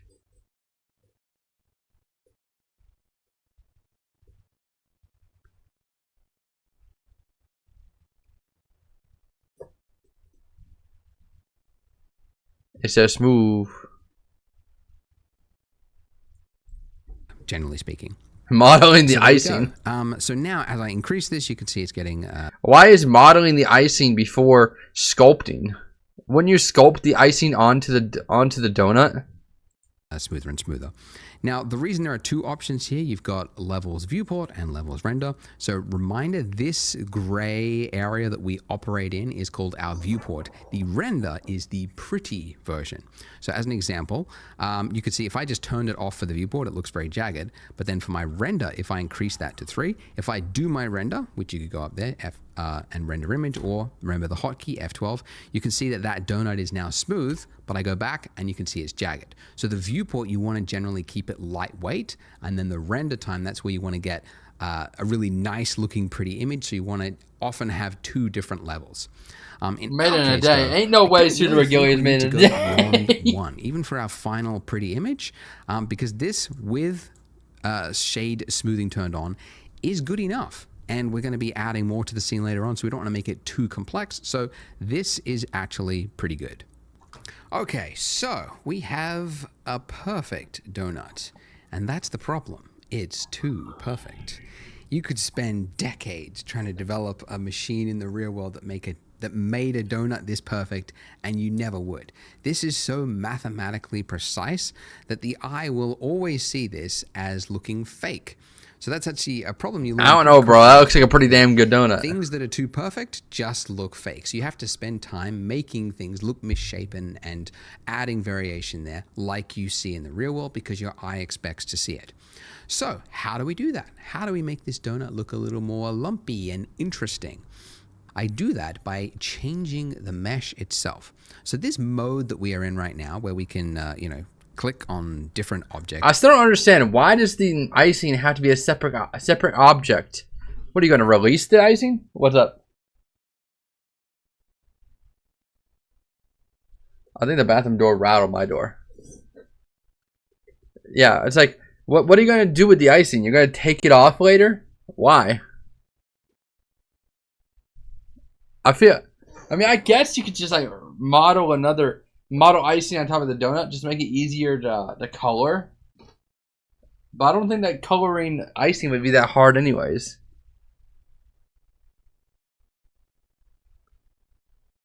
So it forms to the donut. If you would sculpt it onto the donut, it'd be pretty easy to form. Yeah, I have to assume that they're making icing a separate layer just to make it easier to deal with one by one. Is called object mode, and I know that because in the top left hand corner you can see we are in object mode. But if I click the drop down, you can see I get a number of other options here, and these options again will change depending on the object you've got selected. If I've got a lamp, my little light there selected, you can see I've only got object mode. My camera, I've only got object mode, but a mesh will give you extra options here. So let's enter into edit mode.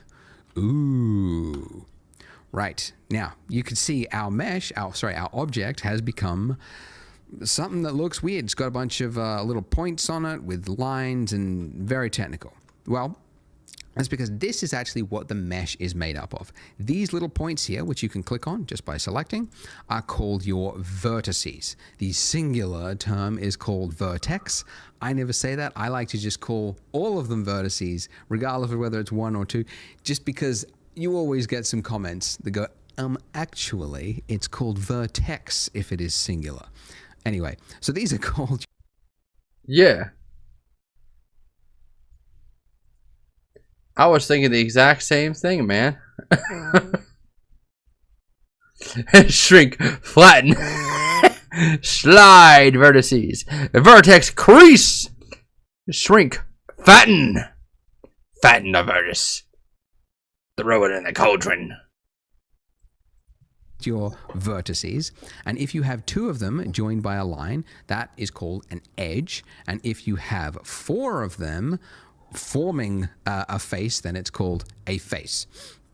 So with these, I can quickly change the shape of my object by using the same hotkeys as before, and if I want to move this, then I would simply tap G, right? And you can see it's now attached to my cursor, and then if I want to confirm its movement, I just do a single left click, and there it is. Now if I go back into object mode, like that, you can see that my mesh has changed. Okay. Set a boner. By the way, the hotkey for jumping in and out of object and edit mode is just tab.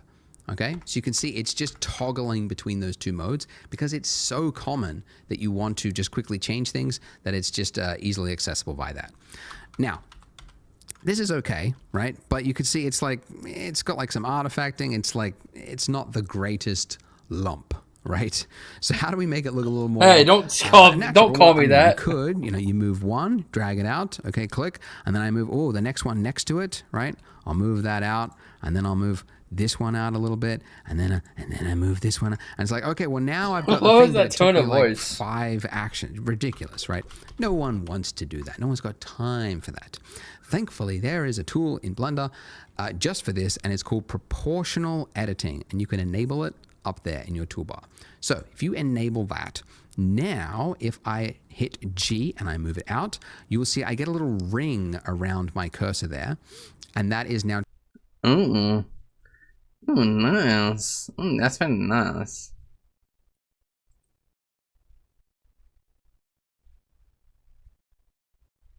I don't see it. I don't see it. Where the fuck it go?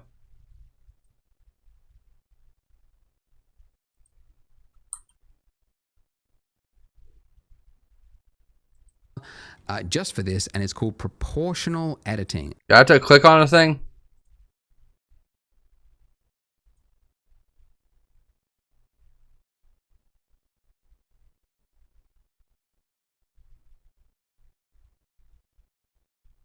A circle next to the hump.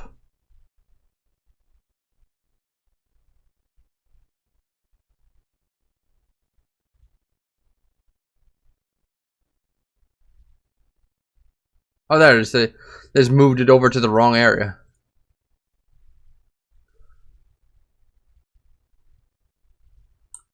Ah!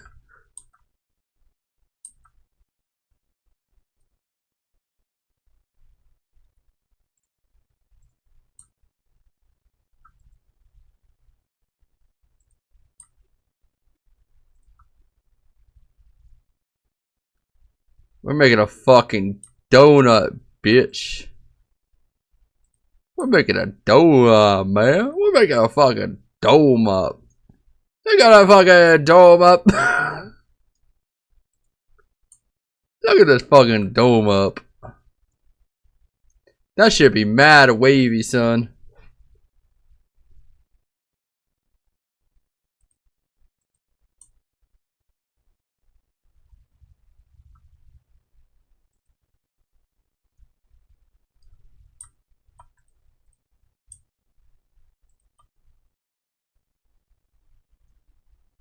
I'm making that shit, dog. I'm making that dome up.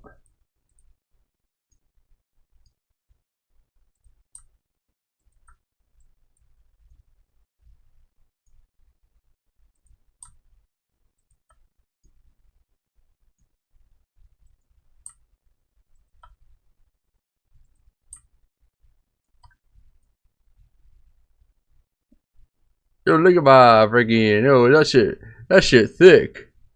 That shit thick as all thick can be.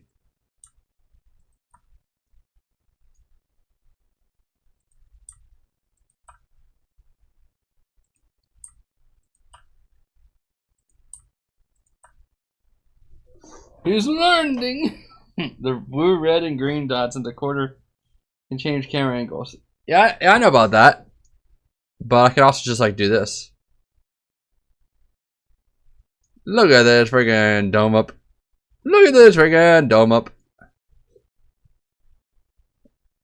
Now let's see if we can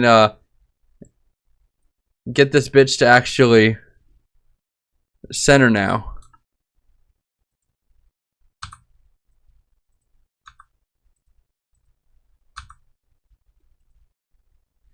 There we go. Now it's centered.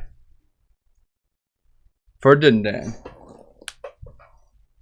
That donut hole looks loose. Sir, chill the hell out or I will be forced to kick you out of the establishment, man. It's just a dome up. Exmergia, you better shut your ass up, boy. There in your toolbar. So if you enable that, now if I hit G and I move it out, you will see I get a little ring around my cursor there. And that is now changing the mesh around it. Now, a lot of people in my previous tutorials were like, I don't see what's going on. You have to have something selected first. And then when you hit G, you will see that little circle of influence. Okay, now this circle of influence, if I scroll up, you can see it's shrinking its circle of influence. And if I scroll down, it is expanding its influence. So it's only going to affect what is in that ring there, okay? If you are on, if you don't have a mouse with a scroll wheel, you can also change the influence by using page up and page down. And that if you don't shit have page growing. Page down because you're on a Mac keyboard, then what you would have to do I want is to go to sculpt, Keymap man. and then change your page up and page down. Learning about to making something polygons else, is making me just so that you yawn. could get around that. But guys, I want to get draw a on mouse shit. with a scroll wheel.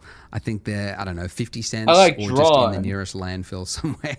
Get a mouse because it's going to make your life in 3D a lot easier. Okay, so with this, I can now make quick work of lumpy shapes, okay? I just drag that out. Okay. That's what your mama said. Maybe I go down here and I pull this up just by hitting G, moving it up. Okay, so already this is That done is a fucked little up. more natural, right? Because even if we were making a stylized Yo, Wacom world for tablet? No, I got Pixar a Huey movie or on. something like that, you can't have just a spherical looking donut. Gotta wait till Sorry, video spherical, 4 before round scoping. looking circular because it just your eye will see it as fake. So very quickly, What is bro I'm even able to add sculpting? a little bit of variation to the donut. Just Like, all really, around what it, is bro just a little bit sculpting? over here. And He's you can already see that modeling I the am, icing. Just changing my circle of influence depending on what size of a lump I want to make. So if I just want to make like a little bit that sticks out, I can make a small circle just by scrolling up like that. And you just want to do that until you get something that looks a little more natural. I might want to make the inner part as well. Maybe just drag that in with a smaller circle. And that's pretty good. Let's just have a look from the top. I might actually just drag that out, make it a little bit more like that. But there you go. That's pretty good for a donut. It's still kind of simple. It's not too detailed, but it's got just enough variation in it that it's more interesting to look at. Oh, one more thing, forgot to mention. Go back into edit mode with tab. Donuts, when they're sitting in the little vat thing, right? They're only like half submerged, so then they have to be flipped. Okay. But it means that the bit that's Man, I want a nearest to cake the donut. surface is getting less heat.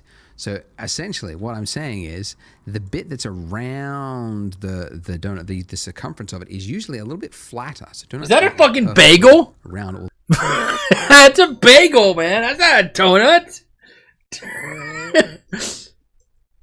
the way around, they're usually a little bit flatter. So what I want to do is I want to select these vertices along here, and then I want to shrink them. Now I could go around one by one like this, which is actually what I used to do when I was learning Blender pre-YouTube days, and there was no tutorials. I would do this if I wanted to select this. Silly, because there's a function, a tool for that, and it is edge select. So if you hold down Alt on your keyboard and then do a single left click on not the points, but on the edge, right, this little line here, you can see it's selected all the way around. So it's anything that's connected along that line is now selected. So if I want to shrink this, right, what would I do? Well, I mean, yeah, you could like move it around, right? We want to shrink it. We want to change the scale of it. So we would use the hotkey S for scale. So S, and I'm going to scale that in. And I actually don't want proportional editing. So I'm going to turn that off and now scale in and just make it a little bit flatter.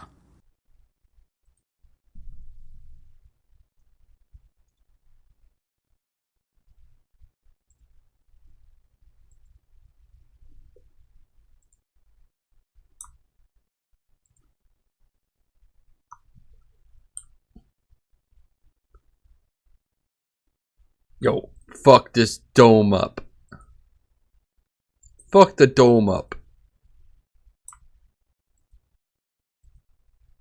I can't suck to multiple? Boy.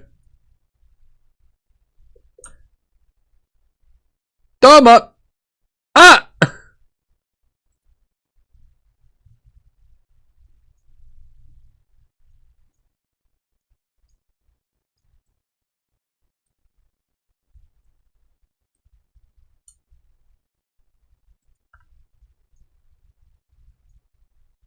Yeah, that one's a little frumpy.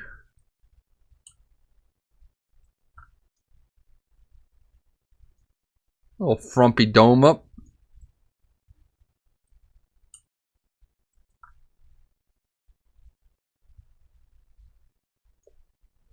That shit's thick.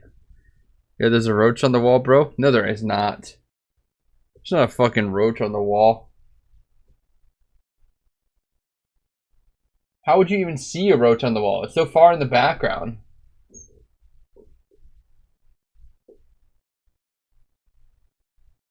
I was gonna say, anything left?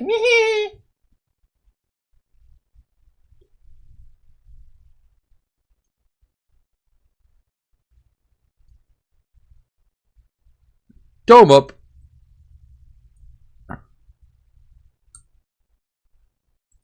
Yeah, we fucking this shit up for real.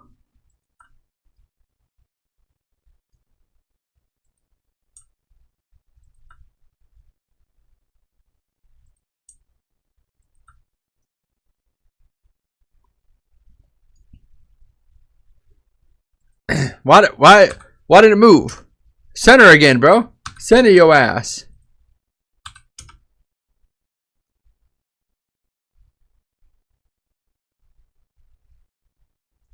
I like the way you do it like there. Man, look at that dome up. That shit looking tasty.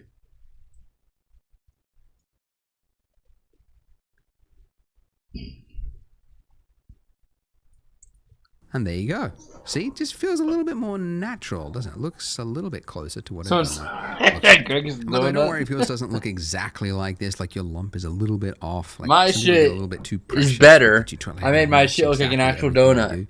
Like all I'm fucked just up working on the looking. fly as well. So just make what you think looks good. Maybe you think this is not misshapen enough and you want to add more, go for it. Because it might actually See, turn out he better than agrees. what mine is. Now before we move to the next part, how to save. How to save. Blender, very, very easy. You just go save as and you just get one file. It's called .blend. Very literal file extension. Really pushing the limits of what a file extension can be. That's almost a word, Blender. Anyway, .blend and that's it. And then next time you open it up, it's exactly like it. It's not like ZBrush where you got like 4 or 5. Bro had a funny little chuckle after that one. .blend?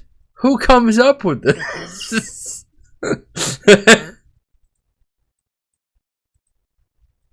What kind of stupid idiot?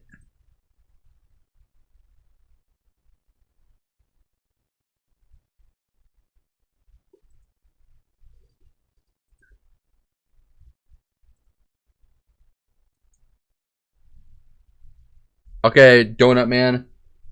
What shall I do now? What shall I do now for my Donny? Look at my donut. See, you can't tell me that shit don't look realistic though. That shit look like a donut. It's in all of its fucked up glory. That shit look like a Krispy Kreme. Add models from Sketchfab. No, I don't wanna. We're modeling the icing. Did you guys know that Blender 4.0 had a change that makes it more realistic by default? What? Or that there's a new technology that is going to expand the uses for 3D exponentially? What? Well, you would if you were on my free newsletter. That's kind of funny. Yo, where'd they get all those donuts? Bro, where'd they get all those donuts though? Bro, really out here with all these donuts? newsletter called This Week in 3D. It's an email from me once a week with 3 to 5 things that I found interesting that week from the world of 3D. So sometimes I share a new tool that I found, a remarkable Understanding nurse. Brother. Text to 3D generation is here. I don't know, man. I don't know. a remarkable tutorial, a new Blender feature, a news story that affects the industry. So click the link in the description, enter your email address, and then you will stay up to date on the world of 3D. It's always free and it's always written by me. Now, on to the tutorial. Welcome back to the Donut Show, where we make sad little donuts that we cannot eat.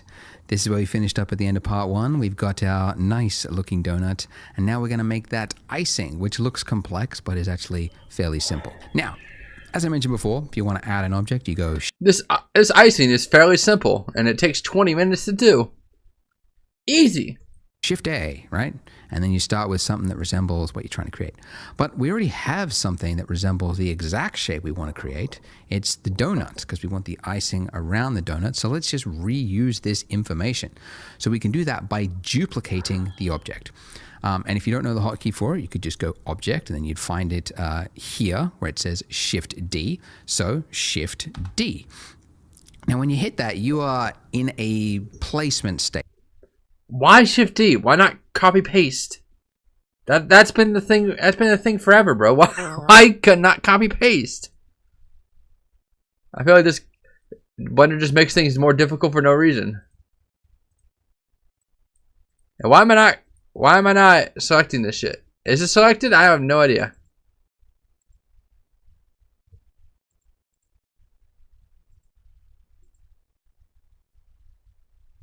I am in object mode.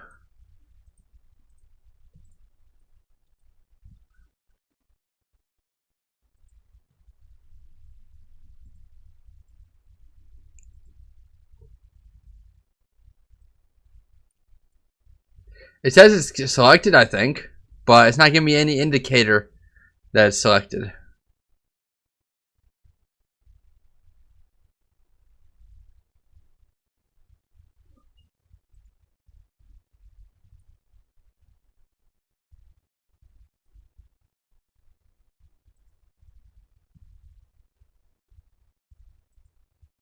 Okay. Also, where did my grid go? Change from scene modes.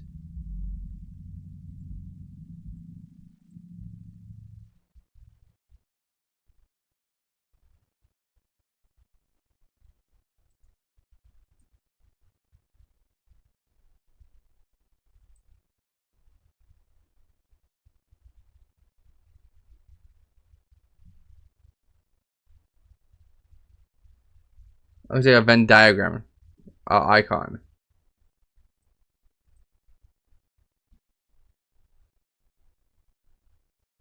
There we go. I don't remember ever turning that off, so my bad, I guess. What about Killjoy?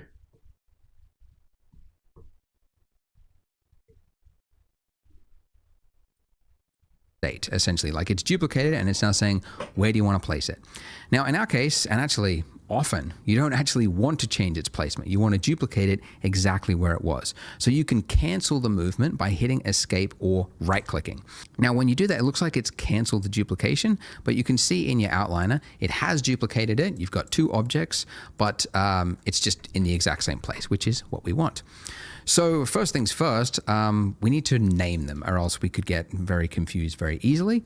So you can name an object by just double clicking it in the outliner. Okay. Donut. Frosting.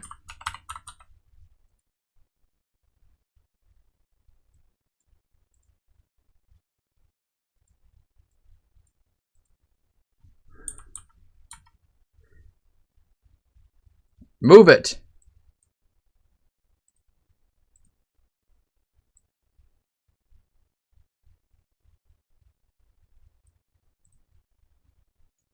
donut. Frosting. We did it, guys.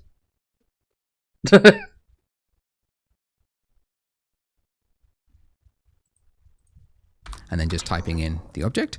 The other way you can name something, I'll just show you the second way. If you select the Taurus 0.001, that's your icing object. If you're in the 3D view, where your cursor, is over the 3D viewport, if you hit F2, that's another very quick way that you can name something without having to go up to the outliner to find your object. So with our icing object selected, let's go into edit mode by hitting Tab. So we want the Edit mode. Tab. Hi, yeah. That's pretty fucking cool. icing on the top, which means this bottom half of our mesh here is redundant. Don't need it. So we want to delete it. So if we just dragged over the bottom here, you can see it looks like we've selected the bottom half of our donut, but if you were to move around, you would see, oh, we haven't actually. It's only selected, annoyingly, what is facing the camera. Where there's a mesh, it's not gone through the mesh. A lot of users find this annoying. I agree. Sometimes it seems like that would be the more default one that would make more sense. But anyway, don't want to argue. So if you want to select through a mesh, you can go up to here in your top navigation, toggle X-ray. If you turn that on, it's going to enable you to see through the mesh.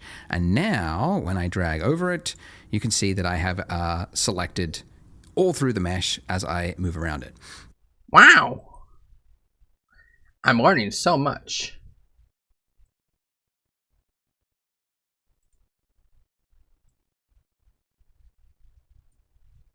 Oh, I didn't mean to be. I forgot I was in edit mode. Wah.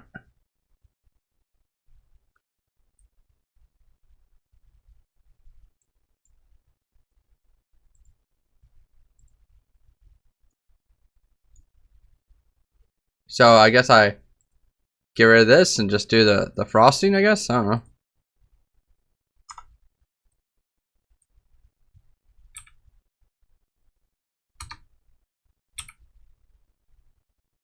Of course they take delete and make it more complicated.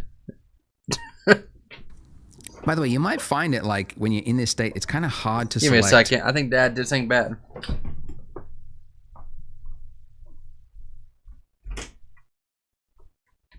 I knew your ass got pizza. What? I smell that shit. No, it ain't. Come on.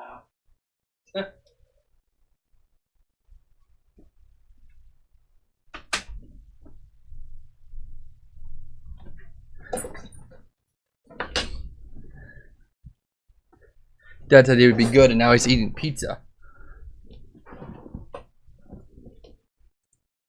Like it's easy to kind of accidentally select what is above it. And What about depending on what you see Exodi? on your end, that might have happened already. So another way to easily just look directly on the side-on of your donut is to just click one of these, like in your gizmo here, instead of just dragging around, just do a single click on either the green one or the red one, the X or the Y. Okay. And now we're in that state. You can see it's flattened it, so it's put you in orthographic mode, which actually you can toggle to at any time, just over there, which just makes it easier to just do a single, all the way through the mesh, select. All right, okay. All right, so we want to delete that. So just hit the delete key. You get an extra option here of what do you want to delete, edges, faces. You want the vertices, that's everything. And now we have. Yeah. Okay.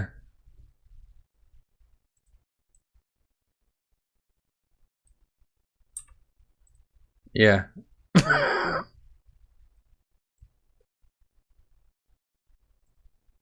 If we go back to object mode, and then let's turn off toggle X-ray as well, and you can see it's working. We got half the donut on top of itself, but as you move around, you can see you get some flickering. Now, this flickering happens, and it's actually a very common, it's actually a good warning sign to you as an artist, because it means you've got faces on top of faces, Thank you, Barack. and the 3D software doesn't know which face it wants to render, right? So it's like sometimes saying it's the front face, no, the back face, the front face, and there's no understanding. Everybody knows how to Sometimes use you can actually Blender but spot me. it in TV shows and like VFX or like low budget stuff, you can see something flickering in the background, and I'm like, ooh, there it is, Z fighting. That's what it's called, Z fighting, or Z fighting if you're not American. So what we want to do is we want to give thickness to our icing. So we can do that with a solidifier modifier. So adding another modifier, make sure you've got your icing selected, not your donut. And then here where you've got add modifier, we're going to go generate solidify. Okay. Now it's made it worse. Okay. It's actually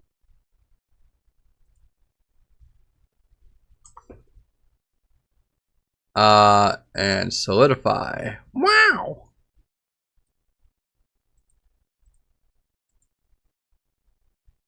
Add modifier, solidify.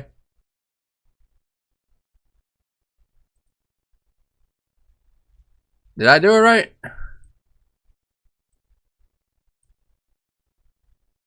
I don't think it's big enough.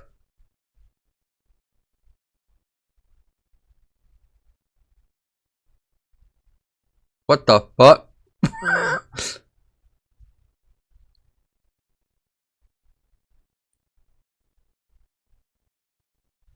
Is it upside down? What the fuck happened?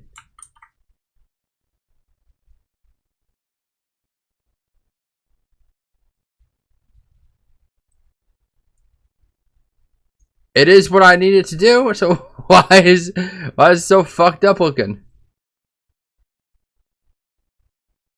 Oh, you gotta go down, not. Okay, I gotcha. I got you. Look at that shit. That shit juicy.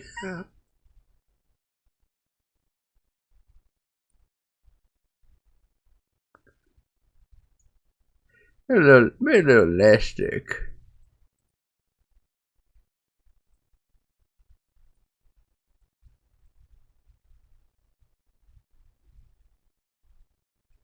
My shit's off center. Why is it doing that? I don't like that.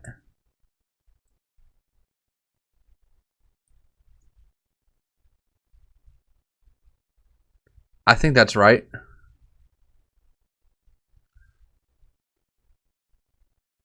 It's a little fucked up looking, but hey, it is what it is, I guess. I could probably get rid of this side over here.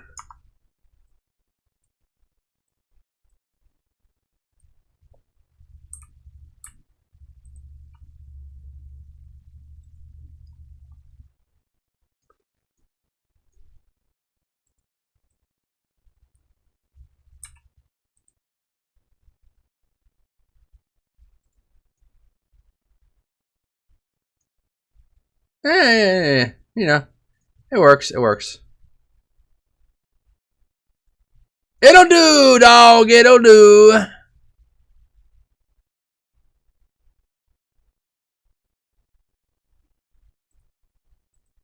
Added a thickness to our mesh there, but it's actually done it the wrong way. So it's with the normals.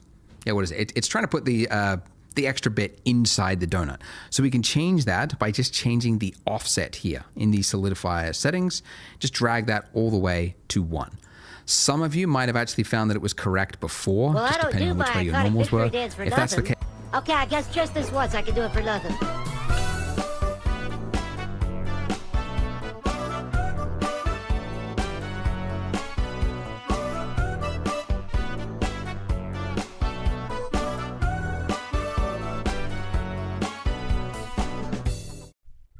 Nice. Bro said we need to make droopies. We ain't to that point yet, bro. We're listening. We're listening case, and keep it at learning. -1, but everyone else keep it at 1. We just want to make sure it's actually out. We are not advanced enough for the droopies.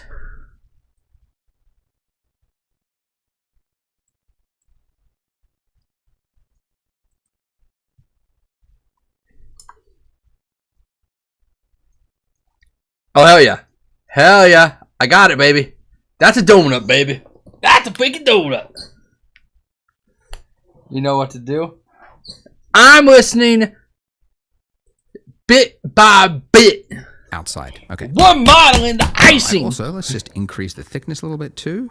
Let's go, yeah, 0.2 0.025. That looks pretty good. And great, we've got what looks like a yarmulke on our donut. A perfectly straight edge. That is not what a yarmulke looks, man. You're being religionist. A donut is not a Jew. Stop trying to make donut a Jew. Little hat for our donut. So let's make this look more like icing. So the edge is You're gonna wavy pop out when you get all sprinkles. the way around. So to do this, this is where we get into the fancy finger magic. Because you're typing lots of keys. Anyway, go into edit mode, and we can see straight away that we can't see the mesh, and that's because the solidify modifier is obstructing our view.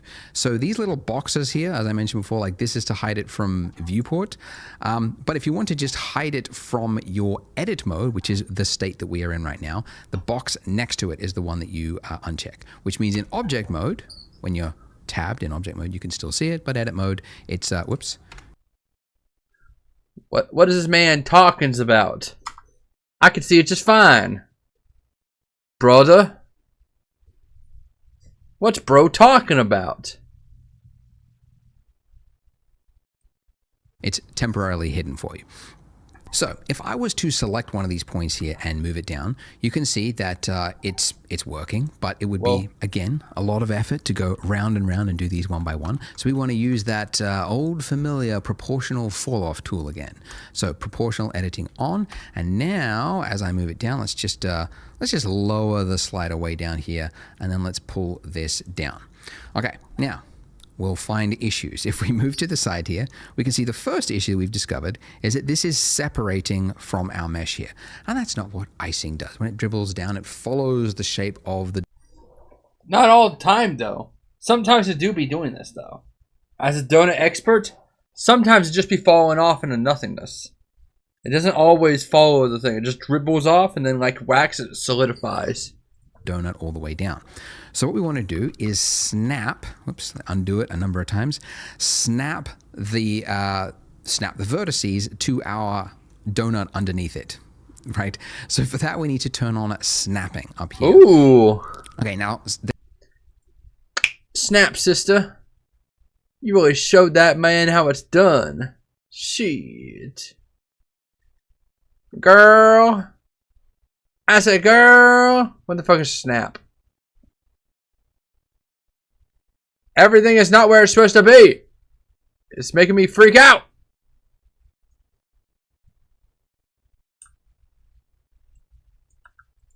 Huh? Huh.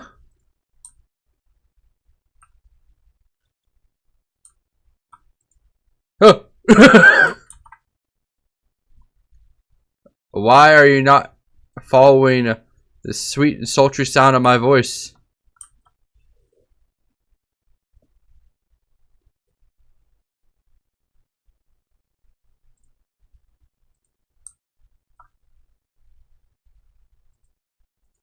What'd I do?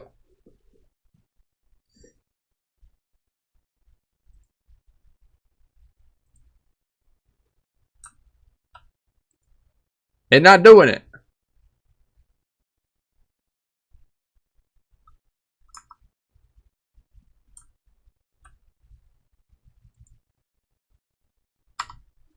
Why can I no longer draggy drag?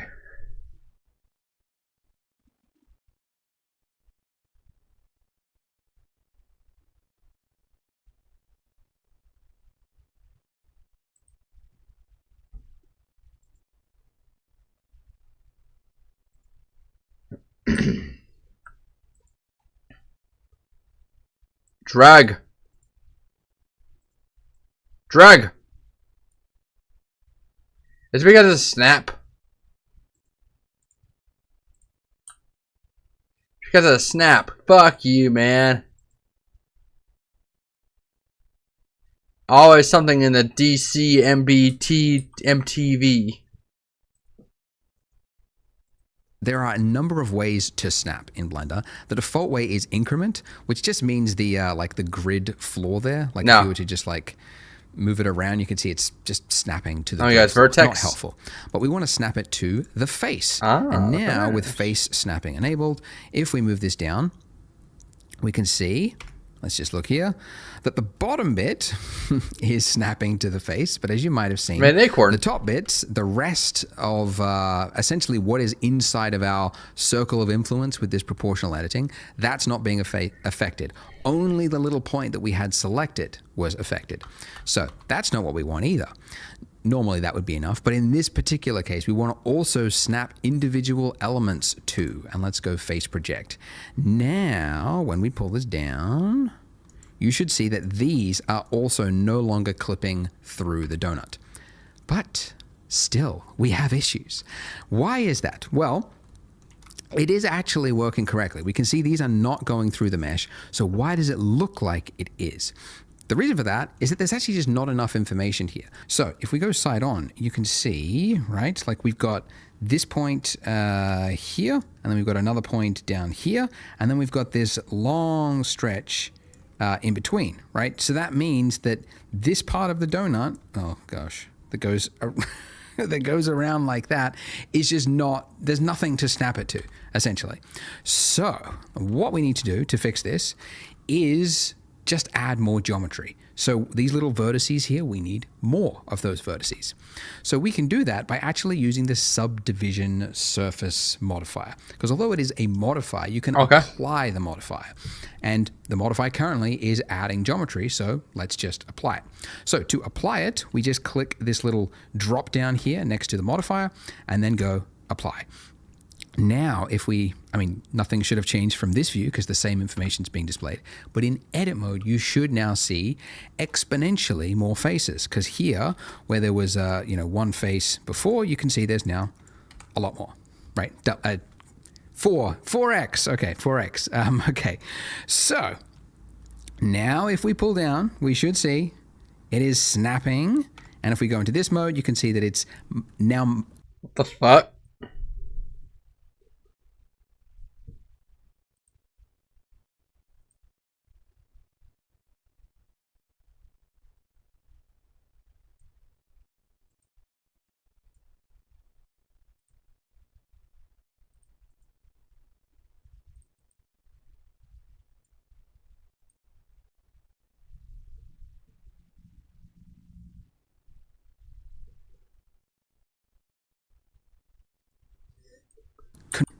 Okay, a lot more, because here, but in edit mode, if we drop down here next to the, let's just apply the modifier. Vision, we need to snap it to, essentially.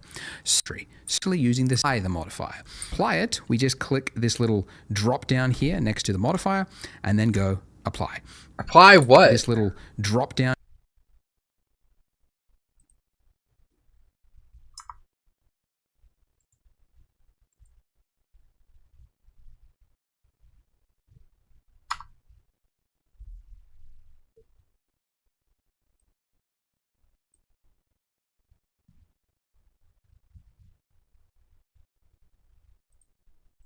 Down here, so by that this point information, well, donut 2, and let's go face project. Now Face project, where is the square? Where is the square? Where the square?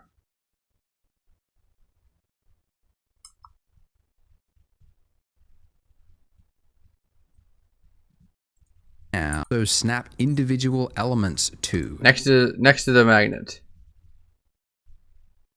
That's not a square. The fuck? Okay.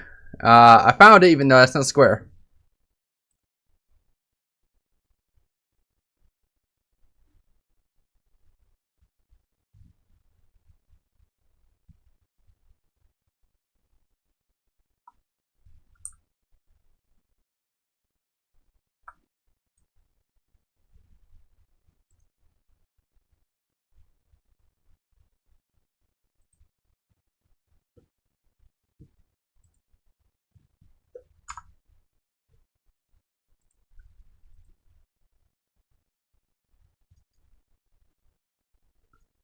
Now what?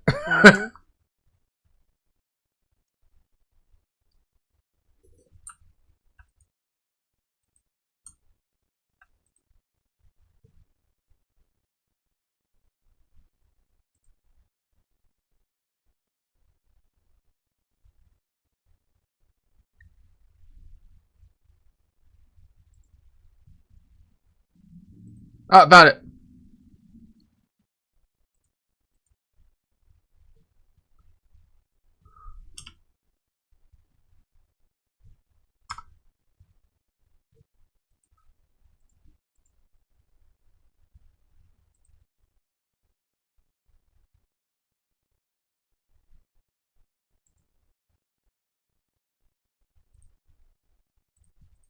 And let's go face project.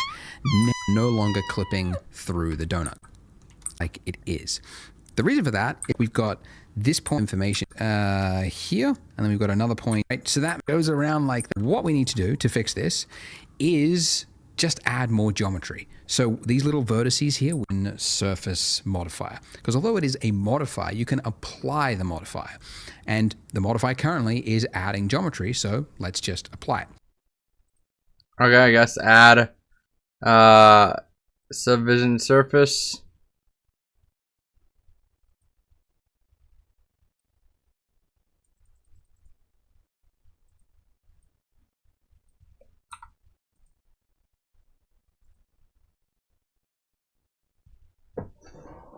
What is going on? This shit is poopy shit. I don't like it.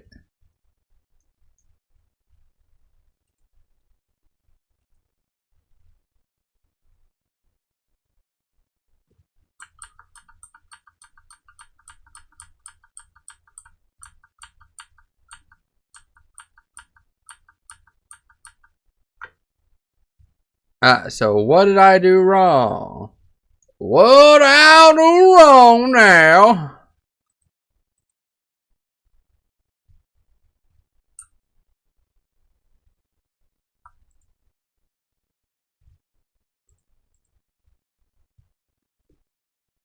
It don't seem like it's doing what it said it's supposed to be doing.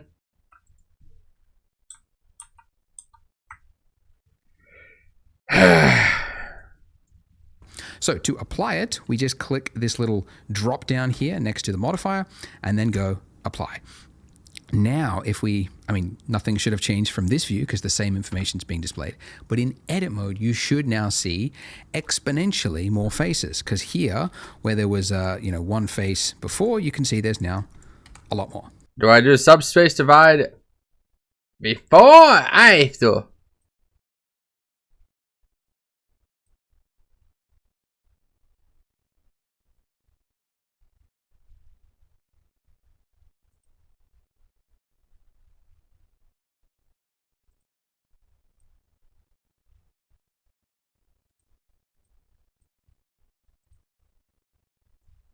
I'm not seeing it change. What the fuck?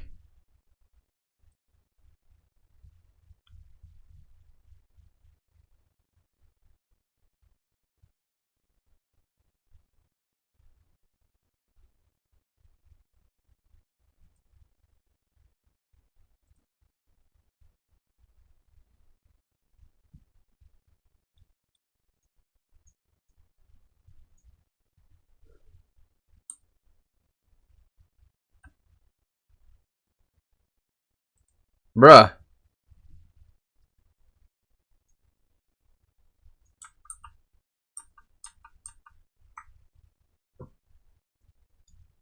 I have no idea what this guy's asking me to do because it's not letting me do it.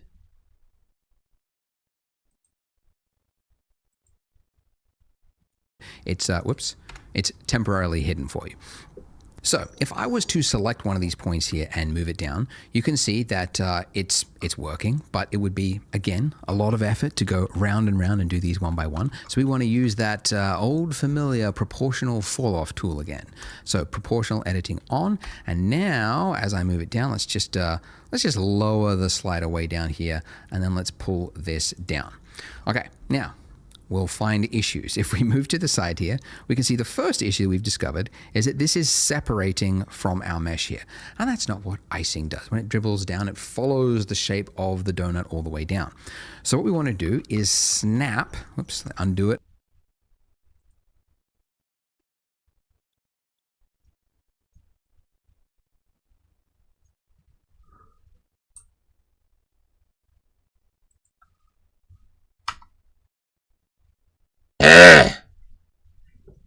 I was hoping that the My problem was that the fact that I wasn't looking at an object. But no, I'm wrong. Thank you, Corbolo. A number of times. Snap the vertices to our donut underneath it, right? So for that, we need to turn on snapping up here. Okay, now there are a number of ways to snap in Blender. The default way is increment, which just means the like the grid floor there. Like if you were to just like move it around, you can see it's just snapping to the grid floor. Not helpful.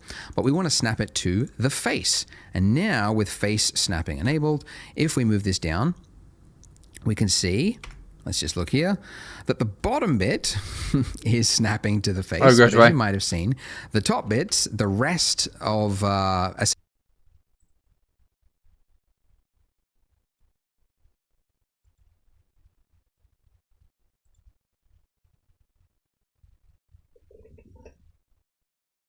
I hear that, Griswold.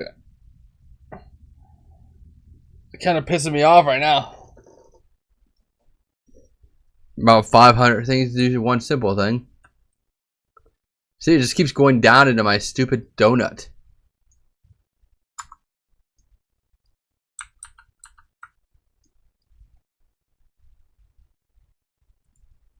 essentially what is inside of our circle of influence with this proportional editing, that's not being affected. Only the little point that we had selected was affected. So that's not what we want either. Normally that would be enough, but in this particular case, we want to also snap individual elements too. And let's go face project. Face project.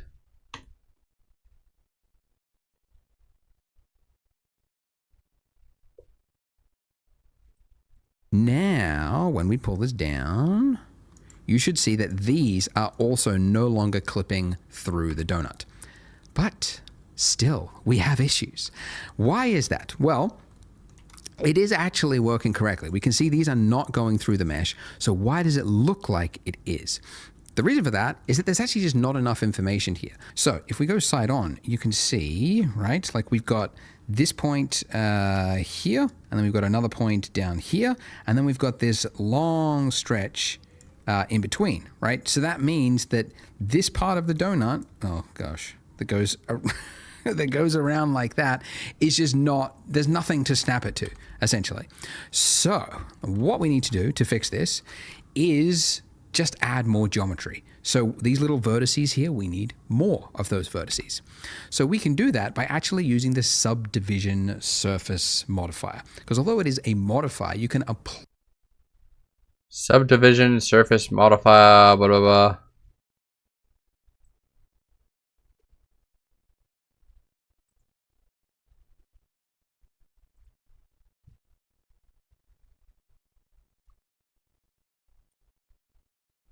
Okay, I think it was the difference in like the layering, I guess.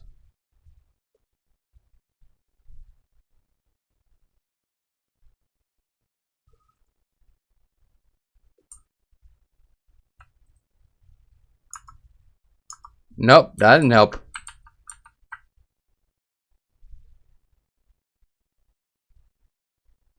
Where the fuck did my subdivision surface modifier go?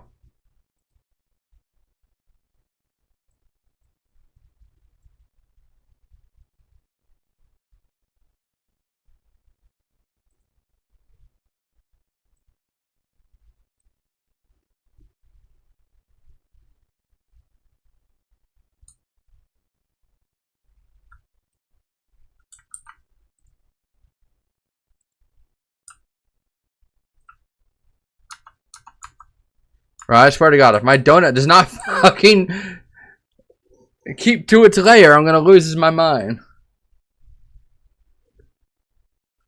As far as I'm aware, I'm doing exactly how he's doing it. the modifier. And the modifier currently is adding geometry, so let's just apply it. So to apply it, we just click this little drop down here next to the modifier and then go apply. Now, if we, nothing should have changed from this view because the same information is being displayed. But in edit mode, you should now see exponentially more faces because here, where there was... my shit's gone again! Before, you can see there's now a lot more. Is it because I'm not applying it? Do I have to apply every modifier I put on?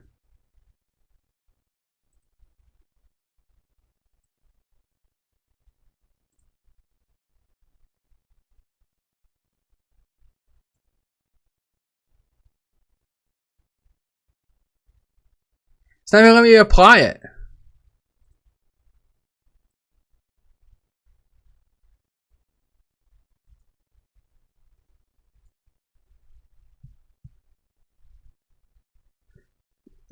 He don't know. Don't apply. He's telling me to apply. Right. 4x. Okay, 4x. Okay. So now if we pull down, we should see it is snapping.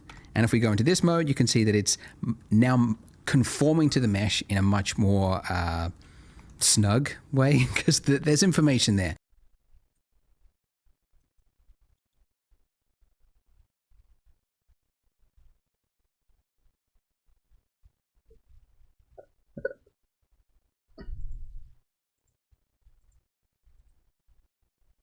It's not even letting me apply, bro.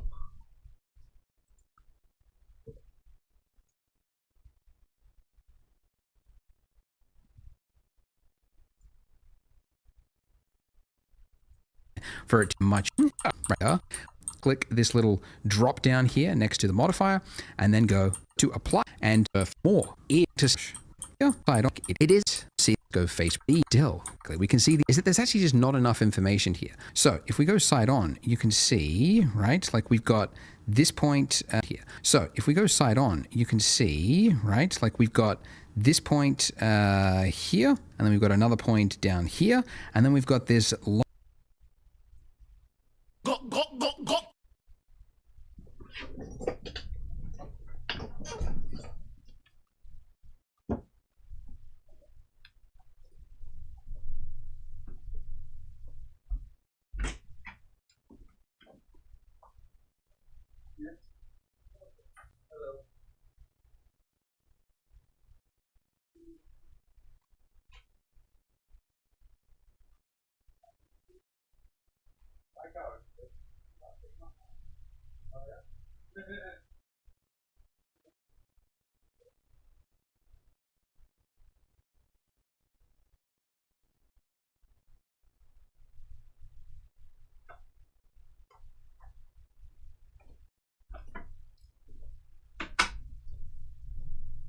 I got water.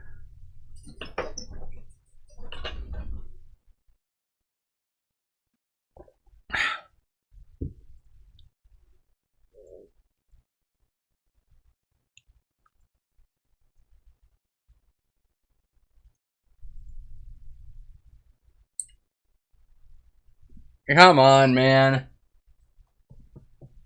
I was trying to delete one part, not the entire goddamn thing.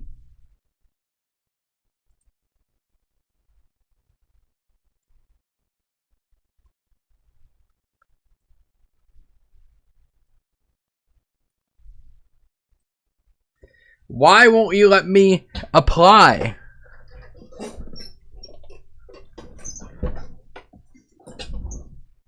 Combi. Bro, it won't let me do the fucking apply. I do it. I do this. It won't let me. I don't do that. It won't let me. So what the hell does this guy do in between this cut? long. Why does it look like it is? Correct. We have also now being through. Well, does it look side on? You can see, right? Like, is it there's actually just not enough information there. So if we go side on, you can see, right? Like we've got this point here, and then we've got another point down here, and then we've got this long stretch in between, right? So that means that this part of the donut, oh gosh, that goes that goes around like that is just not, there's nothing to snap it to, essentially. So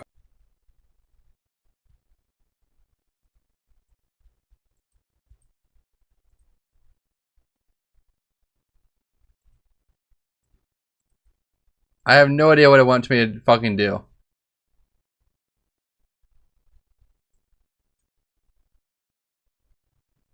I've done everything he's asked.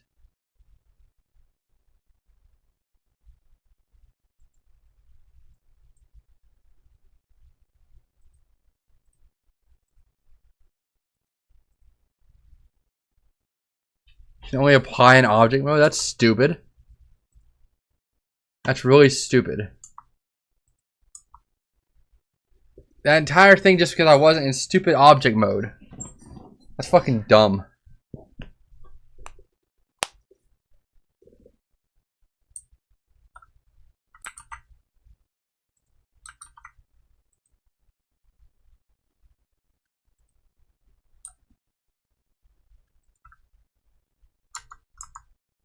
All that and it still don't work.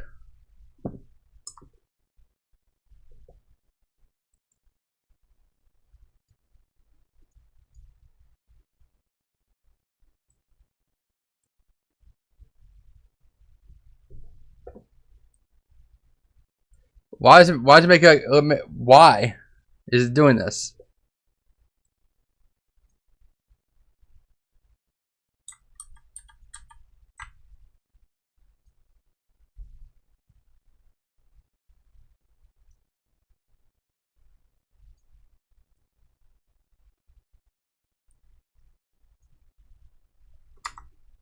There we go, I got something. It's not nearly as easy as he's making it look. He's like, just do it. Yeah, if I do, I can't just do it because then it's gonna keep reminding me I have to do something else. See, you can't just pull it down and it'll work. No, you have to also pull it out and deal with whatever the hell that is.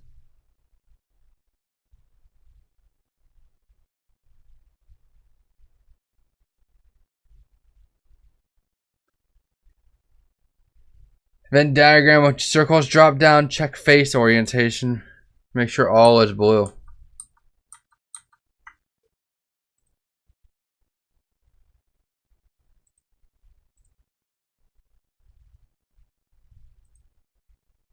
Where the fuck is this Venn diagram?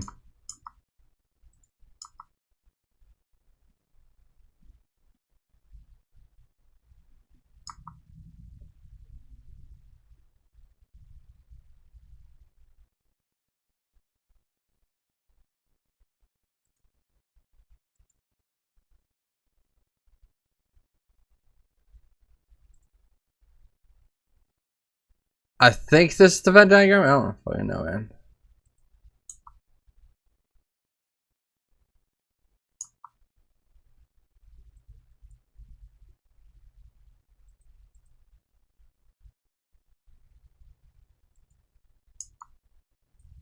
Yeah, I don't know what the Venn diagram one is.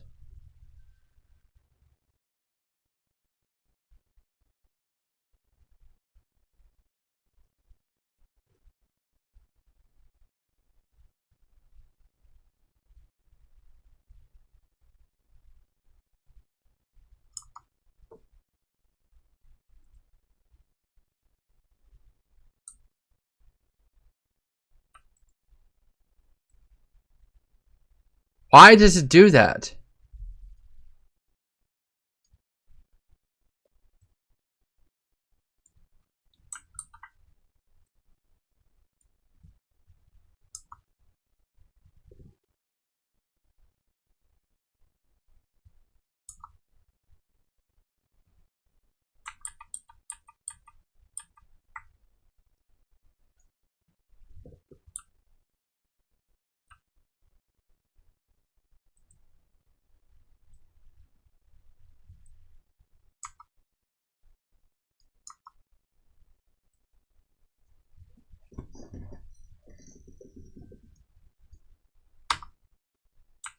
I'm just trying to get the thing to stop running into itself, and it's starting to spike up. It's so stupid. See, I barely even touched it.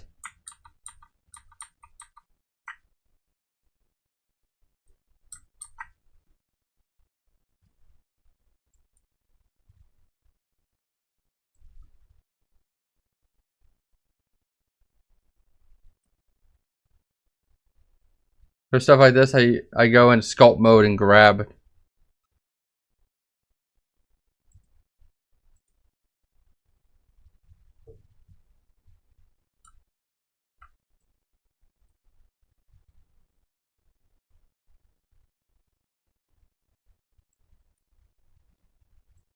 How? Oh, okay. It's not very strong.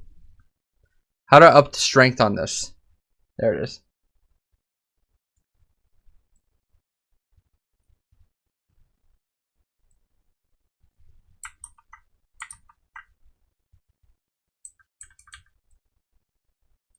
Well, that's not working.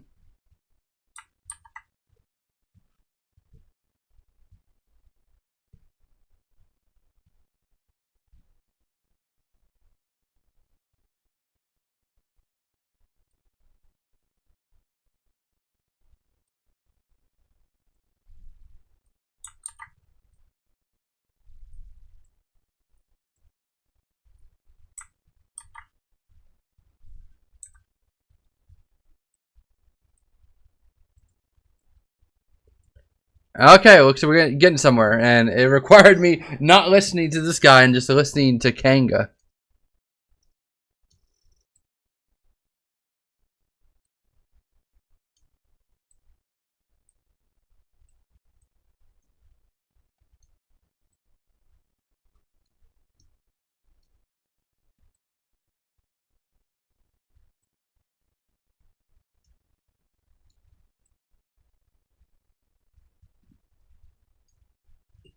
I mean, it's not good, but you know, at least I'm making progress.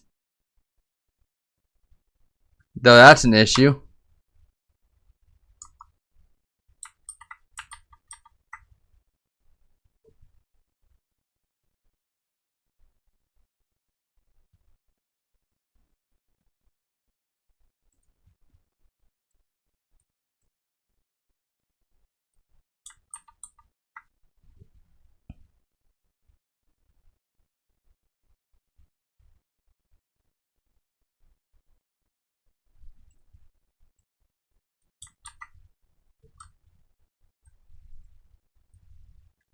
Don't stress out. I am stressing it because this program sucks. It makes things that should be easy more difficult.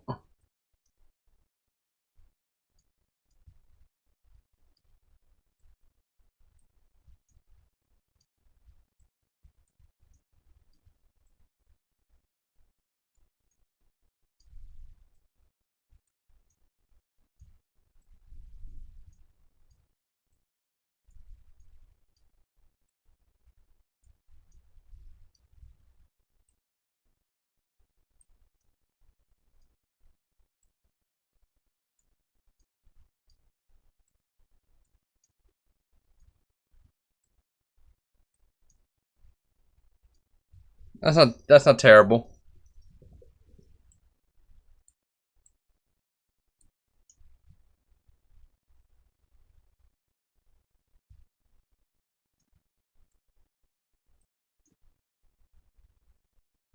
Doesn't seem like it's like actually holding on to the shape though, so that's annoying.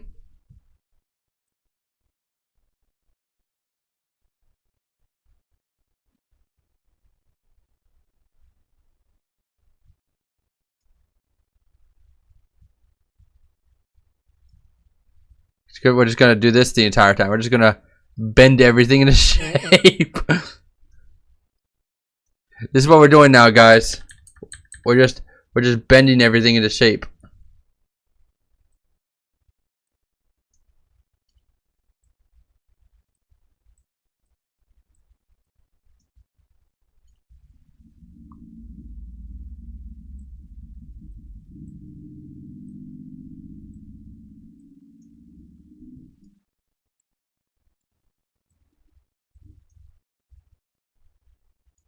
Perfect.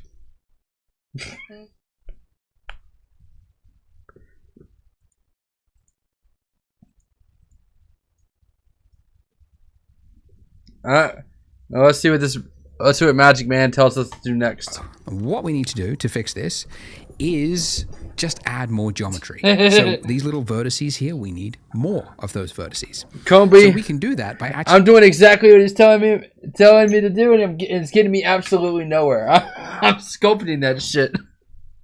using the subdivision surface modifier. Because although it is a modifier, you can apply the modifier. And the modifier currently is adding geometry, so let's just apply it. I respect So this to guy apply and it, we just I respect this guy and his donut know-how, but I think this. I don't think this was the best thing to start off with, because this guy speaks like a fucking teacher, and I don't want to listen to a teacher, because he makes things more complicated. I should have. I want to listen to a funny YouTuber explain how to do it, not this guy. just click this little drop down here next to the modifier and then go apply. Now, nothing should have changed from this view because the same information is being displayed. But in edit mode, you should now see exponentially more faces, because here, where there was one face before, you can see there's now a lot more, right? Now, see that it's way, don't worry, thing. And if we get this, enough people have hit this issue that I need to call it. And I've done click, we get this horrible problem here, and I've done this tutorial on enough, and enough people have hit this issue that I need to call it out specifically, because it seems to be a big point that a lot of people just don't know where to go from. What's happened is if we... What is bro talking about?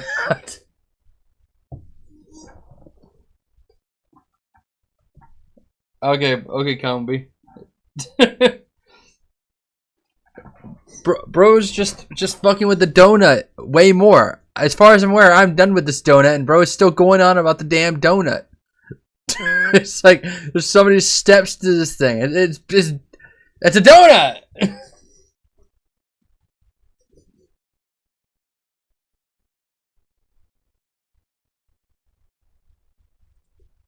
use a what's it called, the circle of influence for our proportional editing. If that is so high, it's actually high enough to reach the mesh on the other side of the donut, and then because we've got snapping, it's now projecting that, snapping it to the front, which is creating this like something that's a nightmare to fix. I mean, in fact, it's easier just to start from scratch than to try to fix that.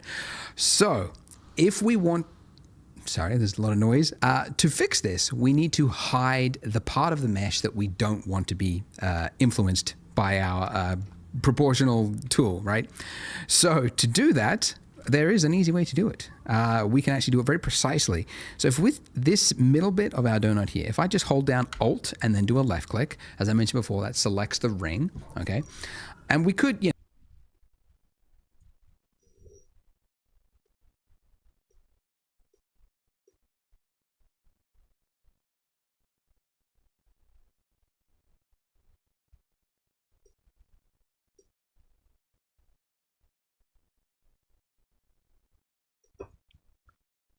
What was the thing for color again?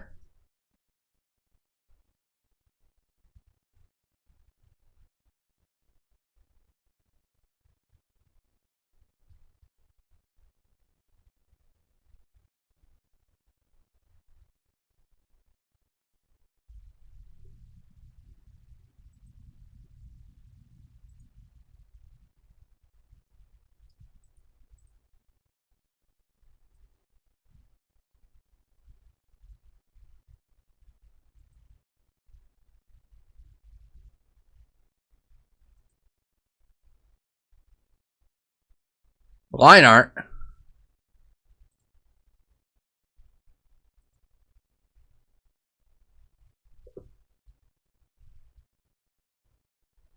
I'm trying to figure out how the hell to change the colors of this thing again. I forgot.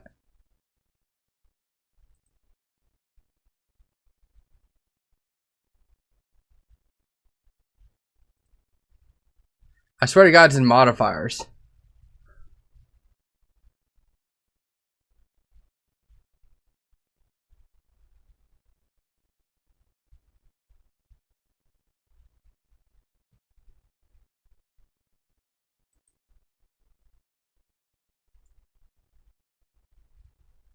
this is Blender.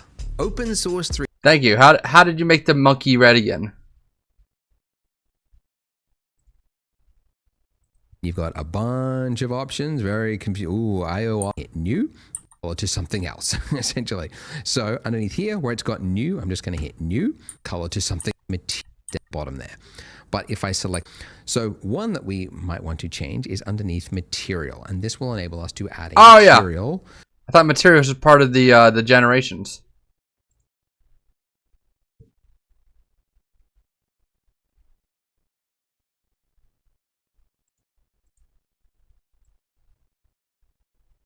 Oh, that's not working.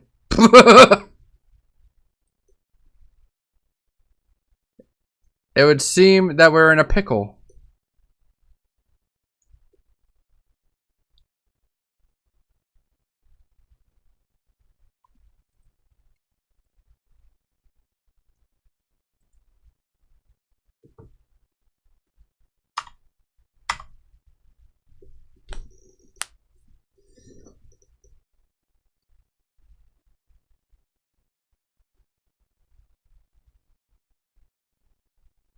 Yeah, well, I guess that doesn't work.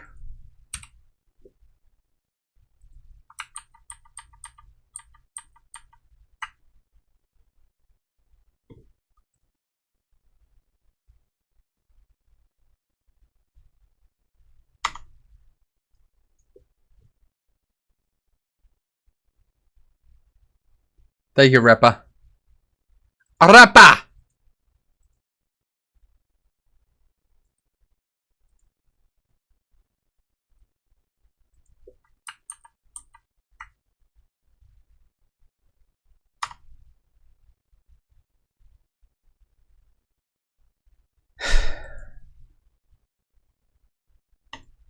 Just tell me how to. This is color what we the damn finished thing. at the end of the last part, and we are ready for some materials. Before we continue, do a check over though, because hidden meshes that should definitely not be. So, materials. Let's do some materials. If we jumped into our render mode, that little button that I showed you on the first part that takes you into rendered view mode, you can see we've got a lamp and it's lighting our donut in a very depressing, cold gray. So let's give it a material down here. Are you telling me that the only reason I can't see it is because it's not in this stupid mode? That's really stupid.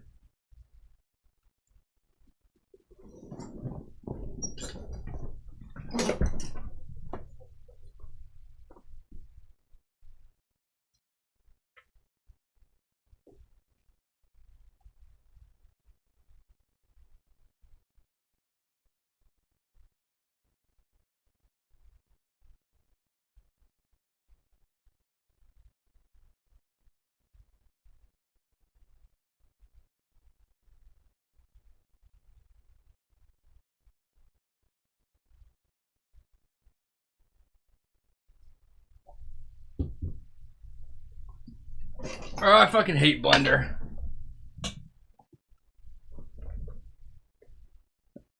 Oh, you can't see it because you're not in the right mode.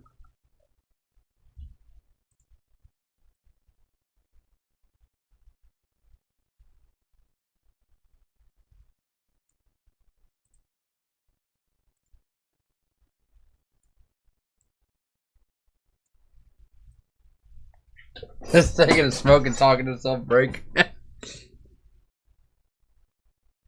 Donut.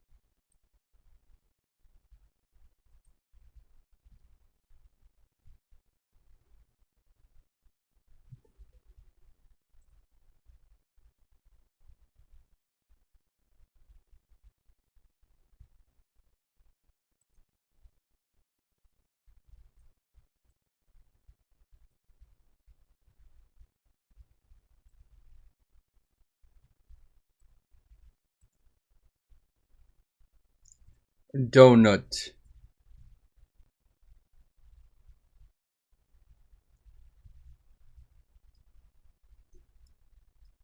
Donut.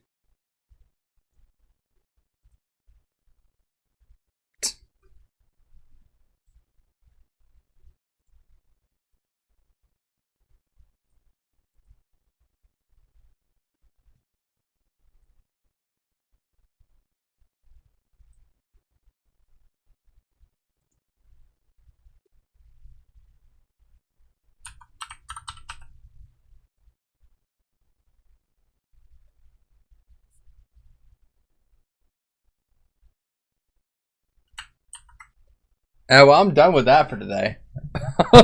I'm fucking done with this, bro. Maybe I'll get back to it another day. Right now, it's just pissing me off.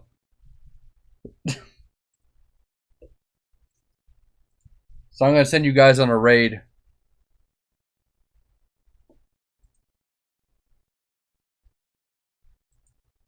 Have a good day, guys. I'll see you tomorrow when we watch the segregated recap. Yeah!